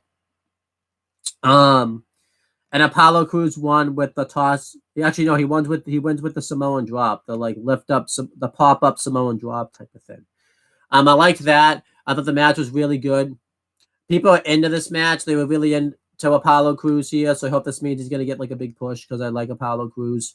And that was main event. I thought main event was a good show. I liked the matches that happened on the show. I'll give it a B-. It was good stuff. So there you go. Now, typically, we don't do this, but we're going to cover the bump this week because I actually watched the bump this week. So we're going to cover that. The bump aired on the same day, June 7th, 2023. The hosts were Caleb Braxton, Matt Camp, and Ryan Papola. I just covered main event. I'm covering the bump this week because I actually watched it this week. So the cold open of the bump, Zelina Vega was scheduled to be on the show. And they were Zelina Vega, Matt Camp, and Ryan Papola were playing Street Fighter because Zelina Vega's in the game. It's good marketing and all that type of stuff. And Zelina Vega beat each of them 7 times in a row in the game, and they were all mad about it. Matt Camp's method of trying to just hit buttons didn't really work out for him. So Matt Camp hasn't had a good time of it lately in WWE, huh? He's getting shat on at Backlash. He forgets to come up with punishments at at Night of Champions, and he's losing games here to Zelina Vega. Like, this dude needs to get his life together. I don't know what's going Get a on. life. Yeah. Then it was time for them to go to the bump, and Caleb Braxton kind of took over in the beginning because Matt Camp had to rush over to his set, and Ryan Popola was still playing Street Fighter with Zelina Vega. They just kind of ran down the big storylines, and then I like this because it was Caleb Braxton's birthday this day, and Matt Camp was going through. Today's a special day, and he was going through all these special events that happened. Like, it was like the anniversary of the Nexus. It was the anniversary of it was like Mick Foley's birthday, and then he went, "Oh yeah," and it's Caleb Braxton's birthday. Like, it was no big deal. If you think about it, if you do think about it though, even though he was joking, he was kind of right on the money with that. So, Caleb Braxton got this gift where, because Zelina Vega and Caleb Braxton have a feud that's not drawing money, but they continue to shove it down our throats anyways. Where like, she could shut up Zelina Vega whenever she wants. It's like this button that she can press and the mic will go silent. So she could press that whenever she wants. And then they mentioned the Iron Sheik passing because he had passed earlier in the day, so they kind of talked about him. They didn't talk about him too much, just because it had just happened, so they didn't know the legalities of it. But I figured we'll talk about it because this is a perfect time to talk about it. Very sad passing. I couldn't believe he was 81 years old. Consider the fact that he lived that long with all the stuff he was doing and everything like that. Crazy. I always enjoyed Iron Sheik. He's found a way to kind of stay relevant in the business, no matter the era, especially with his Twitter and everything like that. The first foreign heel to ever hit the business, and it to get over. Without Iron Sheik, we don't get Hulkamania doesn't get over like it did. He just, I feel like too, we only hear like the stuff about his like drugs and all that type of stuff, and the funny things. There's this tribute that goes through like how good of a family man he actually was and everything like that. And to be honest, hearing like one of the stories that talked about like that his daughter was murdered, you kind of understand a little bit why he is the way he is, why he's so crazy and that type of thing. Because I think they said like it really ate away at him. Oh yeah, that was his daughter died horrifically. Yeah, so yeah, obviously, I think I'm not going to tell the story again because I can't do it justice. The person that probably has the best Iron Sheik story as a wrestling fan is Ken Tut, John Tutty, when he saw him at that indie. You know that story, right? I think he's told you that story before. So, what do you think about Iron Sheik and everything like that? Great. He's hilarious. He was very visible for being a WWE legend. Yeah. The good or the bad, very visible. Yeah. Being on the Howard Stern show a lot too. Mm-hmm. A lot of those are wicked fucking funny. Obviously, yeah. But yeah, it's a Hall of Famer. It's very sad passing. Yeah, we'll all miss him. He's a legend for sure. Yeah. I don't know. We don't know what caused him to pass. He was kind of not in the greatest health anyways, because when they were doing the Hidden Treasure show, where they have to go find all the stuff, Sergeant Slaughter did it instead of him because he can't travel. Well, obviously now he can't, but like back then he couldn't travel either. So yeah, he had been dealing with a lot of health issues over the past fucking decade. Yeah, so continuing with the bump though, they interviewed Zelina Vega. She talked about what's been going on in her career lately. She talked about the backlash, what kind of went into that, winning Money in the Bank potentially. She talked about the LWO. She talked about Street Fighter, what led to her being a character on there, but I skipped that part because I don't follow that stuff, so I just skipped right over that. And then she talked about being this great gamer and everything like that. Then she stayed on the rest of the show. Caleb Braxton never had to use that button because, Zelina Vega was being pretty nice. And then they brought on, this is the reason I watched the bump, LA Knight, because he's money, and I got to support my boy LA Knight. Yeah. He talked about how that got over, how that happened. He said he just did it at NXT one day backstage. People liked it. And it was like not the recent one in NXT. Like he did it like when he was in NXT like the first time and that's something like that. And that's what, and he just did it everywhere else. So, he talked about qualifying for the Money in the Bank ladder match and said that he's going to win the briefcase and cash in. There were points where they were asking Zelina Vega questions and LA Knight was just like, Wait, you had your chance to interview Zelina Vega. Now this is my time, and you're talking to her instead of me. And Zelina Vega tried roasting him and failed miserably because LA Knight's way too much of a star for Zelina Vega to roast. Like, nice try, Zelina. Nice try. I mean, she did her best, but LA Knight's just too much of a star. At one point, he completely ignored Zelina Vega, which was funny. And then LA Knight was roasting her because he was talking about how he's sick of all these people backstage doing gaming instead of like actually working on their craft. And it was clearly meant to be an insult towards Zelina Vega. And Zelina Vega tried to say, we're all communities, and it's just going to be ever that much more better when Santos Escobar wins Money in the Bank, if he does, because he still had to qualify. And LA Knight even said, he's still got to qualify. I'm actually in the match. So, yeah, I enjoyed the back and forth between LA Knight and Zelina Vega. But Zelina Vega, you failed to roast LA Knight. LA Knight was not going to get roasted. Eventually, he left. They tried to get him to do his catchphrase, but he just wasn't having that. He wasn't, because he doesn't do it when Caleb Braxton asks him to do it. He's going to do it when he wants to do it. Fucking rude. Yeah. Then Tiffany Stratton got interviewed. It's basically anything she's been saying in her interviews, out of character type of thing. I really didn't pay much attention to it. I was on my computer just kind of clicking around and all that type of stuff. I really didn't pay attention to it. I don't even remember anything that she said. I was just there for LA Knight. Once I got LA Knight, I was okay with it. She just kind of talked about like her getting into the business and everything like that, but I could have cared less. I really didn't care. And then at the end of the bump, Caleb Braxton got to use that button. Zelina Vega was actually being very nice to Caleb Braxton, but it was very scripted. Not Ryan Papola. Matt Camp wrote stuff that she was going to say, and then she used that button. Zelina Vega went completely silent, and this Caleb Braxton was the bitch for doing that because Zelina Vega actually sent her like nice gifts and cupcakes and things like that. And yeah, Caleb Braxton was just not very nice here. What are you doing? Like, Zelina Vega's trying to be a baby face here, and you're over there doing that crap. Like, so I think this has to be a heel turn for Caleb Braxton. Like, what are you doing? I enjoyed the bump. I'll give the bump like a B+. LA Knight was awesome on the bump, and he made the bump worth watching. Like, go watch it for LA Knight because he's money. Zelina Vega was pretty good, but not as good as LA Knight. LA Knight's the money there. Zelina Vega's not drawing anybody money. Well, she's drawing money, but not the levels of money that LA Knight's going to draw. So, then we had SmackDown. This was an awesome show right here. Let's just start talking about it. This show was like S-rank material almost. The date of SmackDown was June 9th, 2023. We had Wade Barrett and Michael Cole on commentary for it.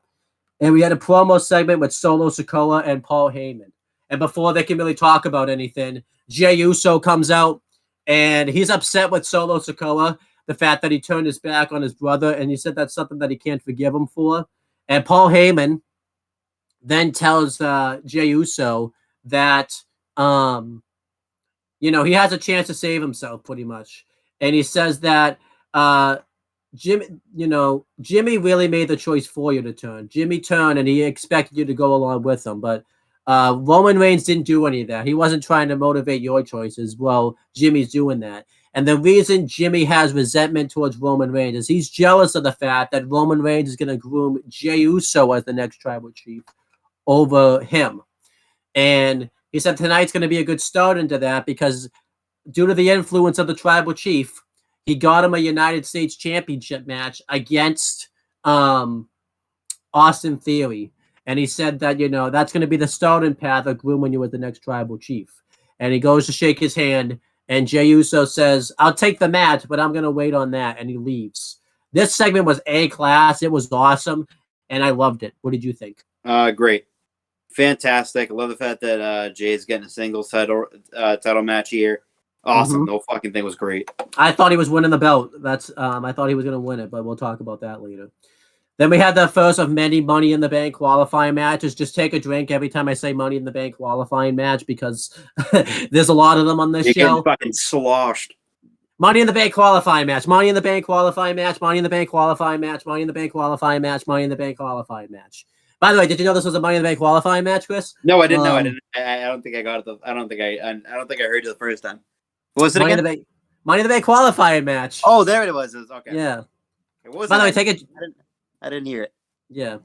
Well, I don't think they hear it now because they'll probably slam at this point. That's the other way. So, but yeah, so we had this match. It was Santos Escobar with Rey Mysterio ringside versus Mustafa Ali. LA Knight came out to do commentary. He was excellent on commentary. He told Michael Cole to shut up and introduce him properly, or he's gonna smack the glasses off his fat head. That was hilarious. That was awesome. Ooh, not very nice. Very mean. But funny. But this match was fantastic. Just go watch it for yourself. It was really awesome. Eventually, Santos Escobar wins with a Phantom Driver off of the second turnbuckle. But this was awesome. I thought this match was excellent. It really could have gone either way. I'm glad they went with Santos Escobar. And I don't think it makes Mustafa Ali look too bad because I was thinking to myself, it's going to look kind of bad that if Mustafa Ali and Baron Corbin don't win the qualifying matches since they're meant to be like these big stars in NXT. But I thought this was the best way to go about it. Just somebody won and somebody lost. And that happens in life sometimes. You just have someone that has your number. And Santos Huh? That's all? Yeah, so this was awesome. Santos Escobar was the right choice to win anyways. And it seems like, I don't think it's going to happen at like a pay-per-view, but I think like right before Money in the Bank at some point, LA Knight and Santos Escobar are going to have a match, which makes all the sense in the world. But what did you think of this? Great match. I'm happy Santos won. Very happy Santos won, actually. Yeah, it was really fucking good. I love the Phantom Driver off the second rope. That was awesome. Yeah, they were just doing a lot of great stuff here. Then Jey Uso's backstage, and he's getting ready for his match. And who comes up? None other than Sami Zayn. And Sami Zayn tells Jey Uso that, he's happy that he has this U.S. title match tonight. And he talks about how, he understands with the position that Jey Uso's in because when in a perfect world, they would still be running together with the bloodline. But there's one reason that we're not, and that's Roman Reigns. And it's not. And he says that it's not even Roman Reigns; it's the tribal chief because something gets into the Roman's head when he is the tribal chief, and it causes him to have to do all this manipulation, and it forced me to have to test my loyalty and take on my brother, and I just couldn't do that. And he tells Jay that he does hope that he wins the United States Championship tonight, and he hopes that everything can work out for him. But he does remind him that if he turns his back on Jimmy Uso, that means no more Usos, and you have to live with the consequences. And, he kind of walks off afterwards. I like this a lot, by the way. Like, I like that Sami Zayn, wasn't manipulating Jay to do anything. He was kind of letting Jay make his own choices. And he gave pros and cons to both ends. And, that just shows you how nice of a guy Sami Zayn is. He's not forcing Jay to do anything. He's letting Jay make his own choices, but he's guiding him on the path that he thinks is right. And, that's why Sami Zayn's such a good dude. What did you think of this? I thought this was a good Sami Zayn, great guy. Yeah. Great segment. Then we had Kaylee Ray and Nyla Dawn get interviewed. Before they could say anything, Ronda Rousey and Shayna Baszler come out, and they think it's a joke that there's two women's tag titles because the NXT women's tag team titles are only made because of Shayna Baszler, which is true if you think about it. And they challenge them to a unification match, which gets set up, and it leads to a brawl where the Isla Dawn and Kaylee Ray stand tall, and that was it. I thought the segment was solid. I like the fact that this is going to set up a unification match. Steve Coakley pitched this a while ago, if you remember, and I think this needs to happen. There's really no sense in having the NXT tag titles anymore. They never were really anything special. I do think they're jumping the gun a little bit, though, just because I would have liked to have had Kaylee Ray and Nyla Dawn have a few matches under their belt, because I don't think they're winning the unification match. I think it's going to be Ronda and Shayna, and it would have been better if they were at least beating someone that was established a little bit. But it's not the case. What did you think of this? I thought it was a pretty good segment, but it goes to show you that they had no plans for the NXT Women's Tag Team Championships. Yeah. None. Again, it's not like Shawn Michaels. This is probably better for Shawn Michaels. He hates tag teams, so this is one tag team. He has one less tag team than he has to book. So, let's ease the pain of Shawn Michaels and just because let's be honest, he's going to break up every tag team anyways. Why not just unify the belts? So exactly, yeah. Let's not pretend otherwise. So Then we had another, huh? It's the truth. Yeah. You know, he's Shawn Michaels' pain right here. He you know, maybe we need to make Shawn Michaels a happy camper, and you know, he'll be happy with one less tag team in the book. So Good. Then we had another Money in the Bank qualifying match. It was Mia Yim versus Bailey with Io Sky ringside. AJ Styles was on commentary for this. Bailey completely mocked AJ Styles' entrance or like his taunts or whatever, which was funny. And it led to Mia Yim hitting a suicide dive through the ropes. She beat the crap out of Bailey in this match. Like Bailey got beaten up bad. Like it was not good to be Bailey on SmackDown this week. Eventually, though, Bailey cheats. She hits the rose plant on Mia Yim and gets the win. I understand this because they clearly want to have damage control in the match. I would have liked if Mia Yim qualified just because I thought it would have been cool, but I'm okay with Bailey being in the match because you do need a veteran who's been in the ladder matches before and everything like that. And you know, it's not like the Mia Yim is set up for a feud anyways. Afterwards, while AJ's on commentary, Scarlett comes out and spits red mist into the face of AJ Styles, and Karrion Kross comes up through the crowd, walks in the cross jacket, and Mia Yim has to save him, and she coddles him like, you know, like she's his husband, which is not his husband. I guess it's like her work husband, I guess. I don't know. Really Could weird, be. but yeah. I mean, AJ Styles doesn't have a work wife. He needs a work wife. He had one, but he fucked off out of the company, so that way he didn't have to deal with her anymore. I liked the match. I don't like the fact that going back to AJ Styles carrying Kross because that doesn't benefit anybody. Because Karrion Kross is just a loser. He can't win any matches. So yeah. But yeah, what did you think of this? It was okay. I didn't mind it. Yeah. Then Bianca Belair's backstage. Adam Pearce is just begging Bianca Belair not to interrupt the women's championship presentation of Asuka. Like he's just begging him. He says he has all this stuff going on. It's just one less thing he has to worry about. Bianca Belair at first is like, you know, not listening. She's just gonna do it anyways because she feels like Asuka's done her wrong.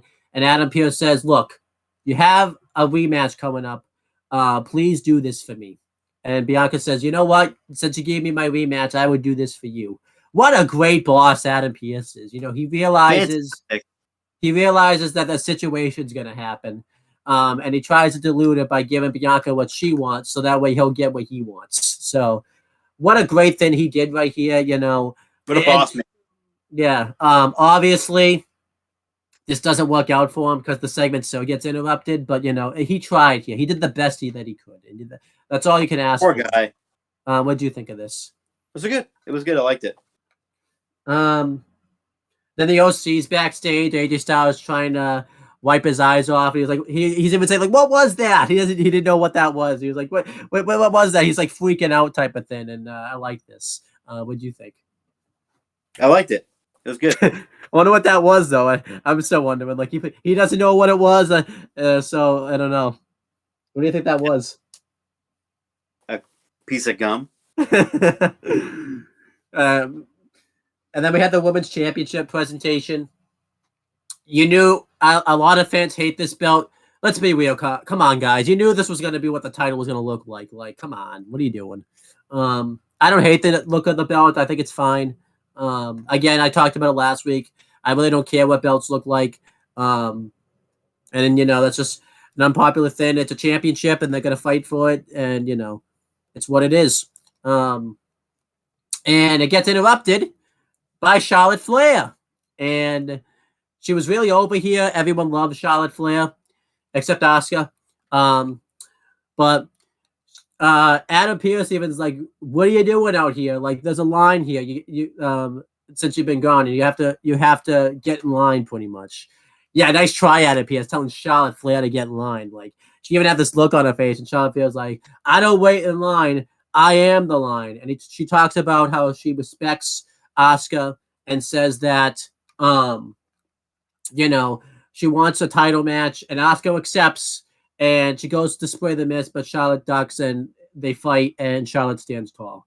I liked this. I like the return of Charlotte Flair here, And I know a lot of people have a complaint that she's instantly back in the title picture, but if you think about it, she has a rematch, so it's fine that she's being thrown back into the title picture. And the match gets made official. It's going to happen the week on the go home episode of SmackDown before Money in the Bank, and it makes sense because they probably want to load that episode of SmackDown because that's going to be in the UK also. So it makes sense to have that match happen. So, Yes. what did you think? I liked it. I liked it a lot. Really good stuff. It was good stuff. Then Jey Uso's backstage again. He's still getting ready.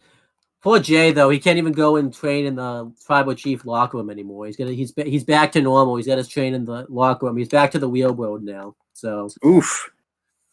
Paul Heyman comes up and he says, I realize what you did right there, Jay. You were trying to have a hook, and I've been in that situation before, and he appreciates that. And he tells Jey Uso that he needs his passport because next week he's going to fly private to the Tribal Chief's jet. And there's going to be 3 things to celebrate next week. Roman Reigns being there, because that's always a celebration. Jey Uso winning the United States Championship. And the public acknowledgement of Roman Reigns. And the grooming of Jey Uso becoming the next Tribal Chief. And Jey Uso's feeling this. He's liking this. He goes for the handshake. And Jey says, you do realize, by the way, that if I'm in the bloodline, that possibly means you're not in the bloodline. And he walks off, and Paul Heyman's about to FaceTime or call Roman Reigns, but this time he doesn't do it. This time he can't bring himself to do it because he realized that Jey Uso may be right here. So, ooh, awesome segment right here. And I like Jey Uso here. He was really good. What did you think? I loved it. Jey Uso looks awesome. He looks great. Then Adam Pearce is backstage. And Bianca, he's trying to get on the phone with somebody about what's going on. He says he's just lost complete control of this show. And Bianca Belair comes up and says, I'm going to fix this. I'm going to fix this. And he's like, okay, as long as I get my win back, whatever happens, I'm okay with. So poor Adam Pearce, he just couldn't get control of SmackDown this week. Poor guy. Hey, at least he didn't have to deal with Vince the night after WrestleMania. So.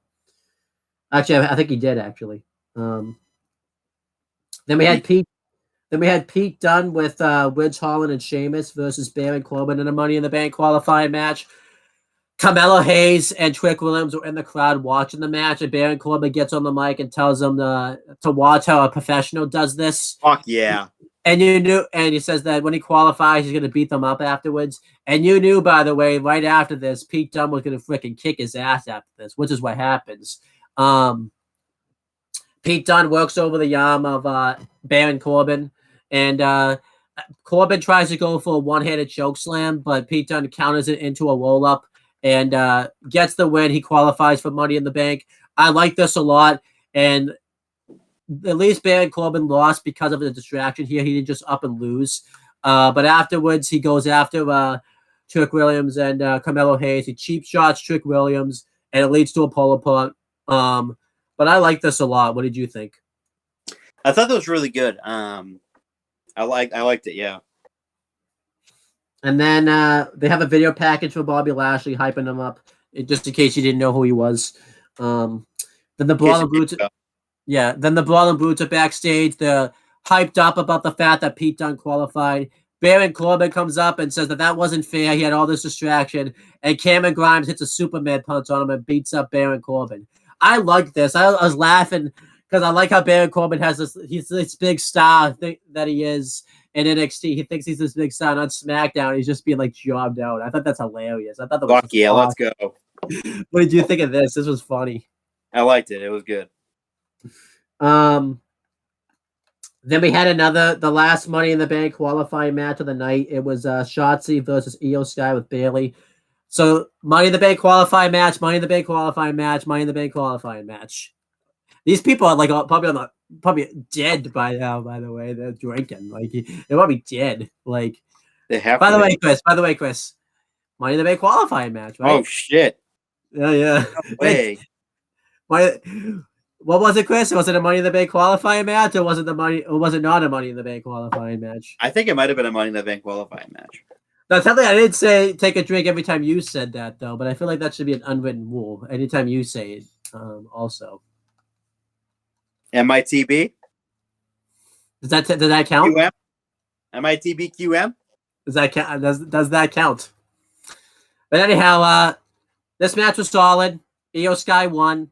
I was really happy about this because after it happened last year, we don't need Shotzi in another Money in the Bank ladder match. That just should not happen ever again until she like improves in the ring. Io Sky carried her throughout this match. She looked fairly good, but you could just tell she was still spotchy in the match and all over the place. I'm really happy Shotzi's not in the Money in the Bank ladder match. That does not need to happen again. What did you think? If you want to save yourself, then yes. Yeah. Because she knows she didn't learn anything because she got mad when people criticized. I think she blocked people on Twitter when they were criticizing. She did. So, yeah. She wouldn't learn anything. And again, Io Sky should probably win the briefcase, but we'll see. They're going to get stupid and give it to like Zoe Stark for no reason. So then Austin Theory gets interviewed. He's upset. Oh, what'd you think of the match? I didn't even ask you. I forgot. It was a match. I'm just happy Shotzi didn't get in. So exactly. Then Austin Theory gets interviewed. He talks about how upset he is that like he was like the last person to find out he was defending his belt, but that's okay. He's not going to make any excuses. He's going to beat Jey Uso just like he beat John Cena at WrestleMania. That means nothing. Nothing. What did you think? Yeah. It means nothing. And then we had a Grayson Waller video package. I was very happy about this. I'm liking Grayson Waller. What did you think? It was a good package. Then we had the main event. Main event, Jey Uso versus Austin Theory for the United States Championship. This was awesome. I love face Jey Uso at the moment. He's looking like a contender right here. Eventually, the ref goes down and he has the match won with a splash. But then Pretty Deadly run out. And I forgot. Let me actually break this down, as I forgot to break this down earlier. Sami Zayn was backstage. And Kevin Owens comes up to him. And he says, can we focus on the tag titles now? And Sami Zayn says, yeah. And Pretty Deadly come up. They want a title shot. The Good Brothers come up. They want a title shot. LWO. Good Brothers. LWO come up. They want a title shot. Sheamus and Charlotte come up. They want a title shot. And all of them. The Street Profits come up and they want a title shot. So Adam Pearce comes up and he's just like, hey, what's going on right here? He wants to know what's going on. And Kevin Owens just loses his mind, being like, you know what's going on? They all coming up here wanting title matches, all standing really close. He's just so angry right here. Like, it was awesome. Angry, man. Sami Zayn had to calm him down because of his blood sugar and everything like that. Like, I think Kevin Owens like has high blood pressure. Like, he needs to get that sorted out, I think. So Adam Pearce makes a gauntlet match with all these teams next week. So that's cool. Fuck yeah, let's go. What do you think of that segment before I continue to break down the United States title match? Yeah. Fantastic. Again, Sami Zayn and Kevin Owens. Sami Zayn and Kevin Owens are freaking superstars. Like, any era they're in, they're stars. And if you don't think so, get out of the business. Don't even watch the company anymore. Don't watch anything anymore because you know I'm right. I mean anything wrestling related. Like, you can obviously watch other stuff outside of the wrestling. Nope, not allowed. What damn thing? You have to just stare at the wall. You can't even. Are they allowed to read books? Oh no. No, you can't. You have to stare at the wall. Okay. Yeah, but they're stars. They're awesome. But yeah, continuing breaking down the United States heavyweight title match. Pretty Deadly interfere. Jimmy Uso runs out to make the save, and then Solo runs out. He's about to attack and lay out Jimmy with the Samoan spike. Jay stops him, and Jimmy goes to super kick Solo, but he accidentally super kicks Jay. And he fights off Solo. He hits a dive on him, and Theory runs in. He gets the cheap win. He retains his championship, and Jimmy's not happy about this. He realizes he screwed up, and Jay shoves him. He leaves. But he doesn't really make a decision here. And Paul Heyman and Solo are kind of happy because this is kind of what they wanted. They kind of wanted to get Jay in a position where, like, he was going to hate his brother. Jay, don't do this. Don't go with the tribal chief. Jimmy, that was an accident. Don't do this, Jay. Do not turn your back on your brother. I know Solo's your brother, but Jimmy's really your brother. He's been there for you through thick and thin. Don't do this, Jay. Please. Stick by Jimmy. He's going to guide you the right path. Don't go back to Roman. He's abusing you, and he'll continue to abuse you. Don't do this. Don't be like all these people that go back to the abusive relationships. Stick to your guns. You have a chance to get out of this. Do this. Don't do this, Jay. What did you think though of the match? I thought it was great. Great match. Loved it. I loved it. Great match. What do you think though? Do you think Jay should? Do you think Jay should go back to the tribal chief, or do you think he needs to? Please don't do this, Jay. You have a chance to get out of this. This SmackDown was excellent. This was like This was an S rank show. It was awesome. Every match delivered. Every segment delivered. Everything the commentator said delivered. Just everything about SmackDown worked. And I feel bad for Adam Pearce because he was stressed as all hell on SmackDown, but it ended up being an S rank show. So it was an S rank, but Adam Pearce's health is going to be affected by it though. So I don't know what to say about that. But what did you think of SmackDown? Great show. I give it a fucking A. Great fucking show. Poor Adam Pearce though, his health's not going to be okay coming off of this. And then we had Level. Yeah, I hope so. Then we had Level Up. It had the same day as SmackDown. Byron Saxton and Blake Howard were on commentary. They were okay. We had Nathan Frazier versus I think it's Tavion Heights, not Travion Heights. This was good. It was a waste of time because you knew Nathan Frazier was winning. There was no way this guy was winning. And this match was good, but a waste of time. Then Luca Cusafino gets interviewed, and he talks about how Miles Bourne has all the potential, but he lacks that killer instinct, and he lacks that intelligence. And he says that he's going to expose that tonight. He leaves. Kelly Kincaid wants... she has a lot of parking tickets, so and since Luca Cusafino's a lawyer, he says, do you do parking tickets? And he just throws a business card at her. Yeah, she doesn't even catch the business card either. She just lets that crap land on the floor. Like, what are you doing? Fuck yeah, land on the floor. Then we had Miles Bourne versus Luca Cusafino. This was okay. Luca Cusafino won, but Miles Bourne looked pretty strong in defeat, so that was cool. Thank God Miles Bourne didn't cut a promo this week because he's really bad on the mic. It's not his fault. It's just he's got stuff going on there. But I'm glad they finally had stopped having him cut promos because he was just not set up for success there. Then we had Dante Chen versus Charlie Dempsey. He's basically Mr. Level Up. Blake Howard says he was defending his turf. Level Up. Like, yeah, if Level Up's your turf, buddy, I think it's time to get out of the business. Like, come on, man. Like, level the fuck up, baby. Yeah. Charlie Dempsey made him tap out, so he didn't defend his turf very well. And that was Level Up. I thought Level Up was good. I'll give it like a B-. I like the matches that happened on this show. The only thing I didn't like was obviously the Nathan Frazier Tavion Heights match happened, and it was just a waste of time. There was no point to it. So there you go. That's the week of WWE. Any news things we have to break down? Because I didn't look them up ahead of time because I didn't have the time this week. No, I don't think we pretty much covered the big one, which is the Iron Sheik's passing. But yeah, that's. I mean, there's probably news things. I'll just be honest with you. I try not to. I really don't read the news anymore because it makes me not enjoy wrestling. I just think it's a waste. There's nothing. Of time. There really isn't anything besides Sheik. That's it. Yeah, like they'll probably try to say it's this and that, but let's preview next week's stuff. We have some big things happening next week. On Raw's looking like a pretty damn big show right here. Kevin Owens and Sami Zayn are gonna. Huh? Whoa! Yeah, it's the big show. But yeah, so we have 3 matches announced. We have Kevin Owens and Sami Zayn versus Walter and Marcel Bartel. I almost made that mistake. I almost did. I saw you struggling. I had to remember his name. Ooh. I think Fabian Eichner might legitimately be injured. If he is, that sucks because I think they would win in the tag titles. But I hope it's a kayfabe injury that he's just selling that because I really don't. Because I think we'll find out. Yeah, but I think this match is going to be fire. I think Walter and Marcel Bartel are going to win. Just because I think they want to really establish Walter, and I think he'll win by pinning Sami Zayn. Who do you think's winning that? KO and Sami, or Walter and Marcel Bartel? This is really tough because this could go either way. Yeah, I think because eventually they're gonna have a title match. I think this is the match that sets it up. I think I'm gonna go with Ludwig Kaiser and Gunther because that just makes the most sense. If you're gonna have that match be like for the tag titles, yeah, they need to get. Yeah.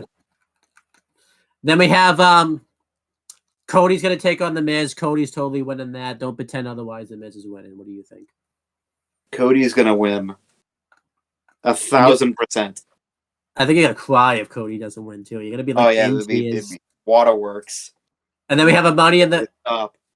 We have a Money in the Bank qualifying match. It's Matt Riddle versus Damian Priest. This match could go either way because they're both doing a lot of things.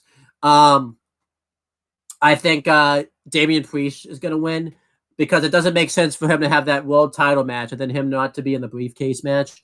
And there's a way, and I feel like Walter's going to cost Matt Riddle the match, and that's going to set up an IC title match between Matt Riddle and Walter. What do you think? I think it's going to be a Damian Priest. It makes the most sense for it to be Priest, honestly. Yeah. The fuck is Riddle done to even deserve a Money in the Bank qualifying match? We have some stuff announced for NXT. I'm trying Still to don't know remember about Seth and Braun yet, so we're still waiting on that. Yeah, let's predict as if it is going to happen. I think if it does happen, I think Seth is totally retaining. I don't think Braun stands a chance of winning the belt. What do you think? 0% chance Braun wins. I think Ilya Dragunov may cost him the match or something. They could do something like that. I can see that happening, totally. We have a 6-man tag. It's going to be Mustafa Ali, Tyler Bate, and Wesley versus Grizzled Young Veterans and Joe Gacy. I'm not calling them by the faction name because it's Grizzled Young Veterans. That's what they are. The schism. I think Mustafa Ali, Tyler Bate, and Wesley should win this and set up that North American title match we all want between Wesley and Tyler Bate. They're going to do something stupid, though. I know it. They're going to have freaking Grizzled Young Veterans and Joe Gacy win for no reason at all. And they're going to delay that Tyler Bate-Wesley match that we all want for no reason. What do you think? I think it's going to be the schism. Maybe. Yeah. Nope, I'm just kidding. I lied. It's the other team that's going to win. It's going to be Wesley, Tyler Bate, and Mustafa Ali. Ooh, you swerved me right there. They swerve. Then we have Ilya Dragunov versus Baron Corbin. I think Baron Corbin's winning this. I think Dragunov's injuries are going to catch up to him, and he's going to and Baron Corbin will win. What do you think? Baron Corbin is going to win because he's a Hall of Fame level talent who should win. Mm-hmm. That's obviously a fake, but whatever. We have some matches announced. Real, duh. We have a couple of things announced. Grayson Waller is going to have the Grayson Waller effect with Charlotte Flair. I think this is going to be really entertaining. I think Grayson Waller's awesome, and him doing a segment like this with Charlotte Flair is going to really help him out. I think what's probably going to happen is Bianca Belair is going to come out and be like, "What are you doing? You're taking my title shot," and all that type of stuff. But it doesn't matter. I'm going to face winner at Money in the Bank and all that type of stuff. And then like Asuka's going to come out and like spit miss in like Bianca's face and all that type of stuff. It's going to hit Grayson Waller. That'd be funny. I kind of hope that happens. That'd be hilarious. What do you think is happening in the Grayson Waller effect? He's getting misted. Other things that were announced, we have a mixed tag. It's AJ Styles and Michin Mia Yim versus Karrion Kross and Scarlett. I hate mixed tag matches. I don't think I've ever told you this, Chris, but I really hate mixed tag matches. They're a waste of time. And it's like the worst stipulation match I think they do because they're never going away. I think AJ Styles and Mia Yim are totally winning this. I don't see Karrion Kross and Scarlett winning. Nope, it doesn't make me I agree. Yeah. Then we have the gauntlet match. It's going to be LWO, Pretty Deadly, the Street Profits, Sheamus and Ridge Holland, and the Good Brothers. I imagine this match is going to take up most of SmackDown. Probably a good hour. Yeah, and as it should. I'm okay with it. They haven't done a gauntlet match in a while, so I'm okay with them doing another one. Now this obviously, I think Pretty Deadly's winning this because I'd imagine the match that when the tag title match happens, it's going to be in the UK. And I think the Pretty Deadly makes the most sense. They could give it to Sheamus and Ridge Holland, but I just don't think that would be they're not really the tag team of the Brawling Brutes. I just don't think it makes sense for them to get a title shot. And I think Pretty Deadly's winning the gauntlet match makes the most sense. What do you think? I think it's going to be Pretty Deadly, but I think Gallows and Anderson could use a title shot too also. Yeah, so it could go either way. And then Roman Reigns is returning. He's not going to be happy, by the way, with Jimmy that he just cost Jay the United States title. He's going to try to use that against Jay too. Like, Jay, don't do this. Please do not go with the tribal chief. It's not going to be good for you. I'm looking forward to this. I'm gonna watch this live, as I have been because the Bloodline storyline's awesome. I don't think Jay's making his choice this week, but I think the one thing that's gonna get it set up is we're probably gonna get Roman Reigns versus Jimmy Uso announced for Money in the Bank this week. What do you think? That'd be interesting. I would love that. Yeah, I think it's time for Jimmy to get a title shot. And it's gonna be great stuff. Yeah. I'm really scared though because Roman Reigns is just gonna he's gonna pull his typical stuff and just be really mean to his cousins, and there's no need for this anymore, Roman. Like enough, come on. You don't need to do this, Roman. Like, come on. Yeah, you do. He doesn't need it. He doesn't need to do this. And you know, Roman, this is going to come back to bite you. You're going to isolate yourself, and who's going to be there? Cody Rhodes, baby. Cody Rhodes is going to take that belt off you at WrestleMania, and it's all your fault. Because without the bloodline, Roman, you ain't beating Cody, as it was proven this year. So, just wait. So I'm just waiting for it, buddy. Goodbye. Say goodbye to your championship reign, buddy. So.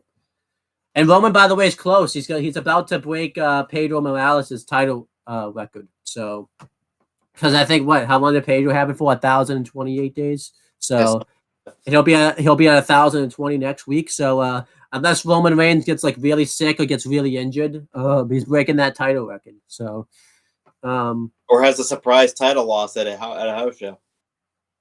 Yeah, could happen. Imagine that happens like right. He just loses the title, or he like decides he doesn't want to break the record anymore. He just says, "Yeah, I don't want this anymore." Yeah, that'd be funny. But yeah, that's the end of WWE Aftershock. Anything you want to plug or promote? Yeah, just watch wrestling this week. It's going to be interesting. It's going to be fun to watch. What do you mean this week? There's nothing left to watch. There's only one more day of the week. I think you meant next week. Am I correct? Yeah. This upcoming wrestling week. Just enjoy it, peeps. Yeah. Enjoy wrestling and enjoy life. Again, don't watch anything though if you don't think Kevin Owens and Sami Zayn are stars in any era. Don't watch anything ever again. And don't read anything. Don't play video games. You're just not allowed anymore. Yeah, I got some things to plug. Huh? We need to get Jimmy Jack Jericho back on here. We need to get who? Jimmy Jack Jericho. Yeah. But yeah, going through I have some stuff to plug. You'll notice the thumbnail has been different lately. This will be the debut of the thumbnails. Our thumbnails are now going to be made by Michael X. He's offered to help out in that department. And yeah, it's going to be very fun. He's done some really good thumbnails. You can't really agree, Chris, because you haven't seen them yet. So you're just going to have to sit here and just, take my word for it. I'll show them when we're off the air. So, but yeah, we have some stuff announced. We recorded Royal Rumble 1998 Retro that will be uploaded on Sunday. Again, the thumbnail in that video was done by Michael X also. I did give him credit. Probably should have done it earlier in the video, but I forgot the thumbnail was made, to be honest, because I'm not used to it yet. But continuing, we have Judgment Day 2000 Retro coming out sometime next week. It's going to be recorded Thursday, probably released Friday. And then same thing, we're going to do Money in the Bank 2011 Retro on Friday. We're going to record it Friday. We'll probably release Saturday. AEW Spark will be recorded Tuesday, the same time that it was, and released Wednesday. So that would be fun. It's looking like rain that day, so I might not be tired after work, but knowing my luck, that's not going to happen probably. But what else is so a wrestling rundown we returned recently. You can check that out. I do plan on doing that show again. I want to do it shortly after the air date of Collision. I was going to do it the next day, but it's Father's Day that day, so that's just not going to work out for anybody's schedule. Yeah, well, the thing is, since we have AEW Spark, we'll be able to do it regardless. I think we're going to probably do it in the next month, so that way we're not burning ourselves out and shit. Yeah, we'll probably do it like after Money in the Bank happens, Yeah, most likely. yeah. So that way we'll have a WWE show to talk about. So yeah, we'll play it by ear, but the tentative plan is next month. So whatever date we release the or the rundown, then that's when you'll see the next one. Is like after 31 days, 30 days, whatever the fuck. Yeah, we're gonna pull the Roman Reigns to every 30 days. Every 30 days, maybe every 40 days. You never know. Yeah, and then people will complain thinking he doesn't do it. We don't release the rundown much, but like, we do it every 40 days, and we have to show the math. We got to show our work. Yeah, like I did with Roman. So yeah, there you go. Other things, Chris Dodd and I are gonna do a in-person WWE Aftershock, probably July 2nd, because I'll be going to his house to watch Money in the Bank, so that would be fun. So there you go. And yeah, that's pretty much it, guys. And we would talk to you guys later. And since this is being recorded in the past, we will talk to you guys in the future. How far in the future? Only James knows. The real man never know.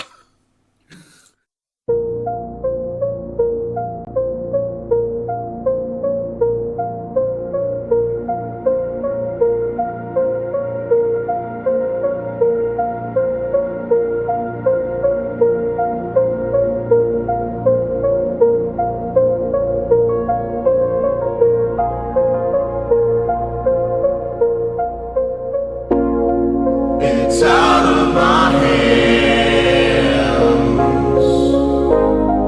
but I'm still in control.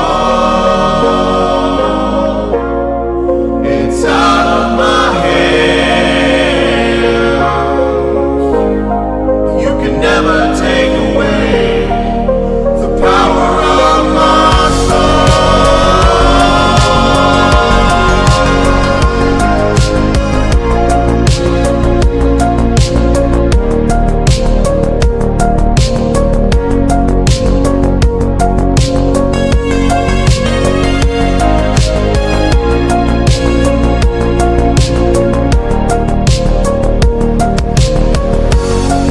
It's out of my hands,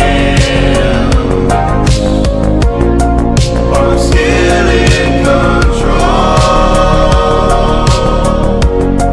It's out of my hands. You can never take away the power of my soul.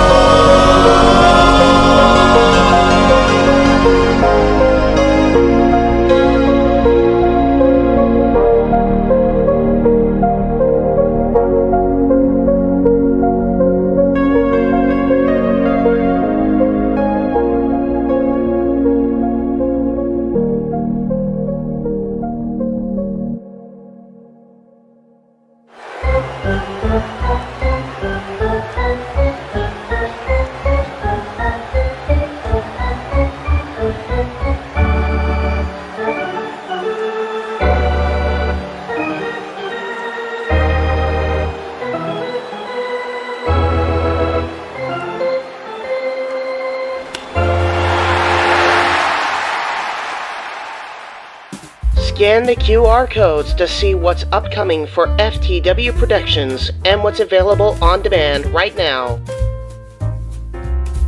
Button Master Stable Wars entire playlist.